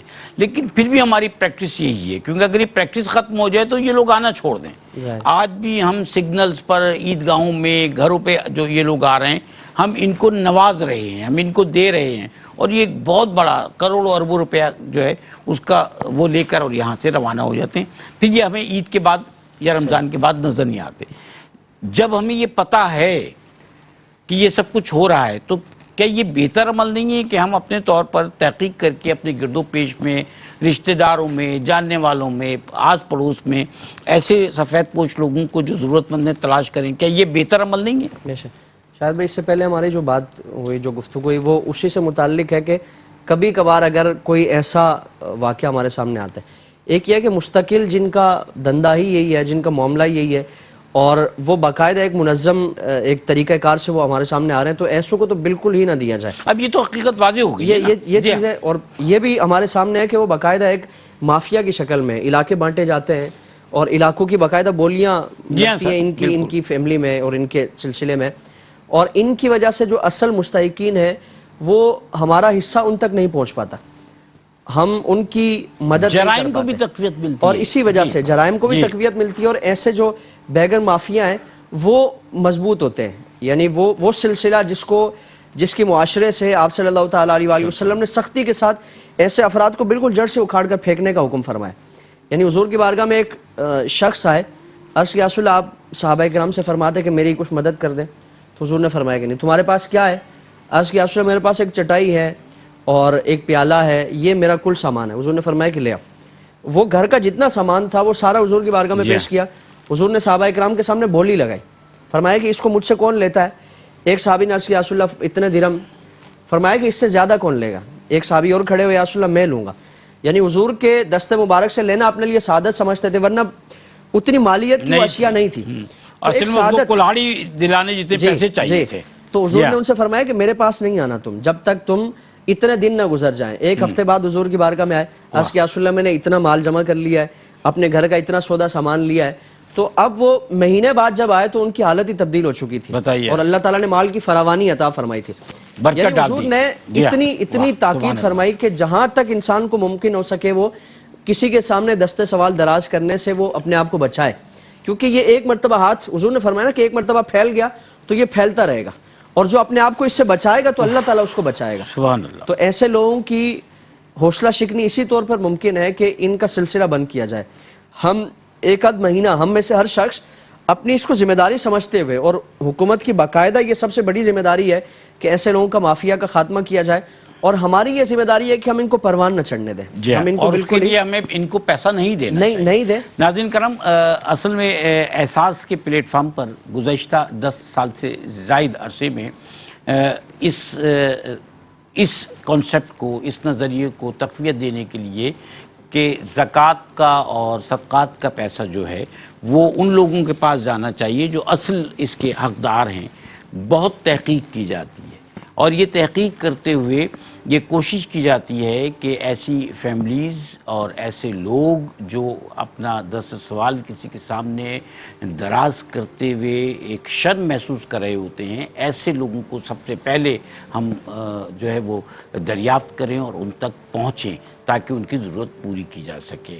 اور پھر یہ کہ جس طرح ہماری نشریات کے ذریعے آپ تک ہماری بات پہنچتی ہے کہ آپ ڈونیشن کے ذریعے ہماری اس نیکی کے سفر کا حصہ بنیں, وہیں وہ لوگ بھی ہماری نشریات کو دیکھتے ہیں کہ جو حقیقتاً ضرورت مند ہیں, ان کی اپلیکیشنز بھی ہمارے پاس ایک بڑی تعداد میں آتی ہیں, یا کسی نہ کسی طرح سے وہ رابطے میں آتے ہیں کہ وہ ضرورت مند ہیں. کیونکہ یہ صرف ایک پہلو نہیں ہے اس طرح کی نشریات کا, احساس کی اس ٹیلی تھون کا, کہ صرف آپ سے فنڈ جمع کیا جا سکے, بلکہ اسی کے ساتھ ساتھ وہ لوگ بھی رابطہ کرتے ہیں, رابطے میں آتے ہیں کہ جو اصل میں ضرورت مند ہیں. وہ اس اعتماد کے ساتھ رابطے میں آتے ہیں کہ ان کو پتہ ہوتا ہے کہ اللہ تعالیٰ نے ان کے لیے یہ ایک ایسا راستہ جو ہے وہ بنا دیا ہے, ایک ایسا در کھول دیا ہے جہاں وہ اپنی عزت نفس کی حفاظت کرتے ہوئے یہاں سے مدد حاصل کر سکتے ہیں. اصل میں آپ جو ڈونیشن دیتے ہیں, آپ کو یہ نہیں پتہ ہوتا کہ یہ پیسہ جن لوگوں تک پہنچ رہا ہے وہ کون لوگ ہیں. آپ ایک یقین کے ساتھ, اور جن لوگوں کو وہ آپ کے دیے ہوئے ڈونیشن سے راشن یا دوسری جو ضرورت کی چیزیں وہ پہنچ رہی ہوتی ہیں, وہ لوگ بھی حقیقتاً یہ نہیں جانتے کہ ذاتی طور پر وہ کون شخص یا وہ کون اشخاص ہیں کہ جو یہ ڈونیشن دے رہے ہوتے ہیں, جن سے ان کی مدد کی جا رہی ہے. ایک پلیٹ فارم ہے احساس کا, یہ احساس ان کے لیے بھی ہے کہ جو لوگ ڈونیشن دے رہے ہیں, مدد کرنا چاہتے ہیں, اور یہ احساس ان لوگوں کے لیے بھی ہے کہ جو مدد کے حقدار ہیں. تو ہم اس یقین کے ساتھ کہ ایک بڑی تحقیق کے بعد ایک سسٹم کے تحت لوگوں تک آپ کے دیے ہوئے پیسے کو, آپ کی امداد کو بہترین طریقے سے پہنچایا جا سکے, تاکہ جس نیت کے ساتھ, جس یقین کے ساتھ آپ وہ ڈونیشن دے رہے ہیں, اس کو کامل حیثیت میں, آپ کے یقین کو اور آپ کے اعتماد کو کامل حیثیت میں ہم جو ہے وہ آگے تک بڑھا سکیں.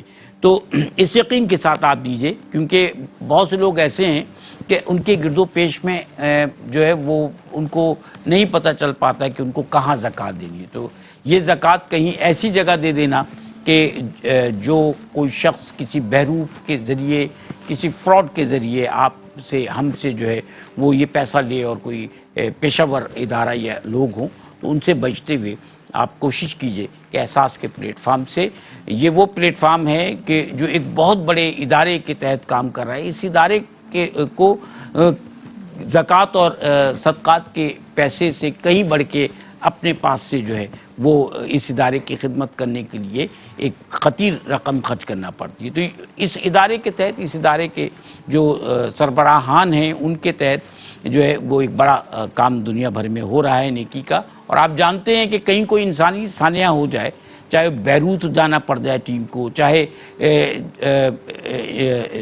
ینگون جانا پڑ جائے، کہیں پر بھی جانا پڑ جائے تو پہلے وہاں پہنچتے ہیں، اس کے بعد آپ کے سامنے آتے ہیں کہ اب آپ کیا مدد کرنا چاہتے ہیں۔ تو یہ وہ ادارہ ہے کہ یا احساس وہ احساس ہے کہ جہاں قدم پہلے بڑھایا جاتا ہے اور پھر آپ سے درخواست کی جاتی ہے کہ اس کاروان کا حصہ بن کر ہمارے ہم قدم ہو جائیں۔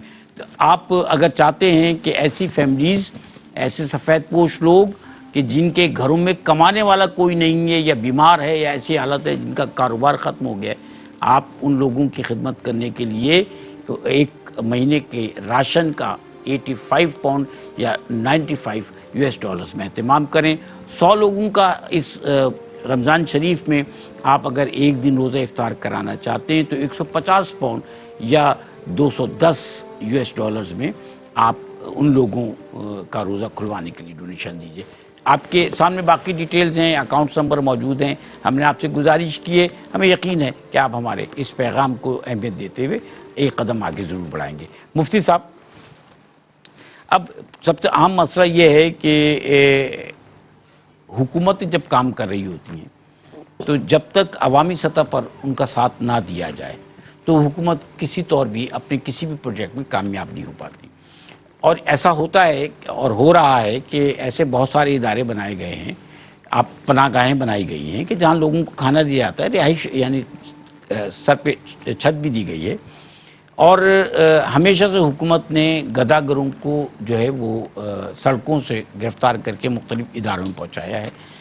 لیکن اس سے کہیں زیادہ ضروری یہ نہیں ہے کہ ہم عوامی سطح پر سڑکوں پر خیرات دینے کی بجائے اداروں کو وہ جو خیرات ہم روزانہ دے رہے ہوتے ہیں اس کو جمع کر کے اداروں کو دینا شروع کر دیں تاکہ وہ بڑے پیمانے پر خدمت خلق کا فریضہ انجام دیں۔ ارشاد فرمائیے صاحب۔ شاہد بھائی، خلوص کے ساتھ اور باقاعدہ طریقہ کار کے ساتھ اگر اس سلسلے کو کیا جائے تو شریعت نے ہمارے مال میں جو سلسلے رکھے ہیں جی وہ اتنے ہیں کہ نکالنے والا اگر دیانتداری کے ساتھ نکالے اور استعمال کرنے والے، اس کو مختلف مدات میں لگانے والے اگر دیانتداری کے ساتھ یہ پورا سلسلہ کیا جائے تو معاشرے سے بالکل ہی غربت، افلاس اور اس طرح کے سارے معاملات کی بالکل ہمیں نام و نشان تک نہ ملے۔ اور اس کی مثال ہم اپنی اسلامی تاریخ میں ہم دیکھ چکے ہیں کہ زکوٰۃ لے کر مستحقین کو ڈھونڈا جاتا تھا تو مستحقین نہیں ملتے تھے۔ جی ہاں، یہ ہماری تاریخ کا حصہ ہے۔ جی ہاں، لیکن اگر سسٹم پراپر ہو، سسٹم میں شفافیت، زکوٰۃ انہی تک پہنچے کہ جو اس کے مستحق ہیں، تو دیکھیں آج حکومت کے ہاتھ میں کوئی زکوٰۃ کیوں نہیں دینا چاہتا، یہ ہم میں سے ہر شخص جانتا ہے، کیونکہ اس کو پتہ ہے کہ وہ شفافیت کے ساتھ یہ طریقہ نہیں ہو سکتا، یہ پھر وہ سیاسی بات ہے جو ہمارا کام نہیں ہے۔ اور پھر یہ سارے معاملات تو اس لیے باقاعدہ جو خیراتی ادارے ہیں کہ جو پورا سال یہ کام کرتے رہتے ہیں، پورا سال یہ معاملات چلاتے رہتے ہیں، تو ان کے ذریعے کیا جائے تاکہ ان کے پاس ایک فہرست ہے۔ جس طرح ہم اس طرح کے جو جگہ ہیں، چوک چوراہے ہیں، وہاں غرباء کو اس طرح کے نوازنے کے بجائے جو اس طرح کے فقراء ہیں شور کوٹ میں، عمر کوٹ یا دیگر اس طرح کے انٹیریئر کے علاقے میں مشقتیں جھیل کر وہاں جانے کی ضرورت کیا ہے کہ جہاں وہ مستحقین کو تلاش کیا جاتا ہے اور علم میں ہوتا ہے کہ یہ سارے معاملات ہیں وہاں۔ تو اس لیے کوشش یہ کی جائے کہ مستحقین کو ڈھونڈ کر یا ایسے اداروں کی مدد لی جائے کہ جہاں ان کی رسائی پہلے سے موجود ہے۔ یہ ایک سسٹم ہے، ایک مستحکم ادارہ ہے، اس ادارے میں بہت سارے لوگ کام کر رہے ہیں اور کام کرتے ہوئے ایسے لوگوں تک جو ہے وہ مدد بھی پہنچا رہے ہیں۔ تو ناظرین کرام، ہمارا آج کا میسیج آپ تک پہنچا، یہ نشریات کا سلسلہ بھی جاری ہے اور انشاءاللہ ہم اس کو مزید وسعت دیں گے کیونکہ نیکی کا کام ہے، نیکی کے کام کو وسعت دینا بہت ضروری ہے۔ ان لوگوں تک بھی پیغام پہنچانا ہے جن تک پیغام اب تک نہیں پہنچا، ان کو بھی اس قافلے کا حصہ بنانا ہے کہ جو اب تک ہمارے ساتھ آ کر شامل نہیں ہوئے، تاکہ ہم دنیا سے غربت کا، بھوک کا، افلاس کا، بیماری کا، تنگ دستی کا خاتمہ کر سکیں اللہ کے حکم سے اور ہمارا اس میں کوئی کردار ہو۔ تو آج کی یہ نشریات جو کہ احساس کے پلیٹ فارم سے رمضان اپیل 2021 آپ کی خدمت پیش کی گئی، اس میں آپ تک میسج پہنچا، ٹیلی فون نمبرز آپ کے سامنے ہیں، ڈونیشن ہاٹ لائن کا نمبر نوٹ کر لیجئے، اور میں اپنے معزز مہمانوں کا شکریہ ادا کروں گا، محترم مفتی سید زیغم علی گردیزی صاحب کا ہمارے ساتھ تشریف فرما، عدنان علی حسینی، ان کا بھی میں شکر گزار ہوں، اور ناظرین کرام آپ سے اجازت دوں گا اور عدنان سے ایک کلام کی میں درخواست کروں گا، تو اپنے میزبان شاہد مسرور کو احساس کے ساتھ اجازت دیجیے۔ اللہ حافظ۔ کرم کے بادل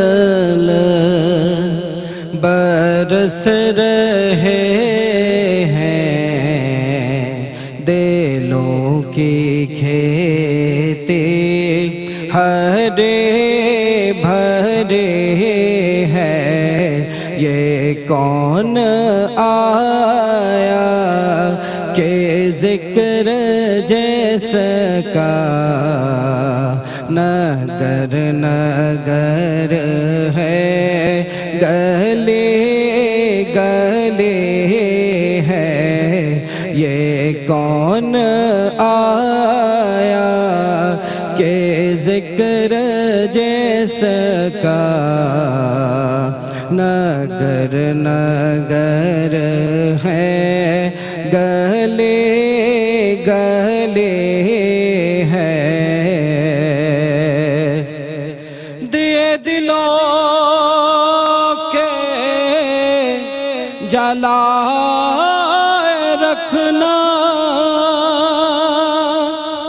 دیے دلوں کے جلائے رکھنا، نبی کی محفل سجائے رکھنا، نبی کی محفل سجائے رکھنا، جو راحت دل سکون جاں ہے، وہ ذکر ذکر محمد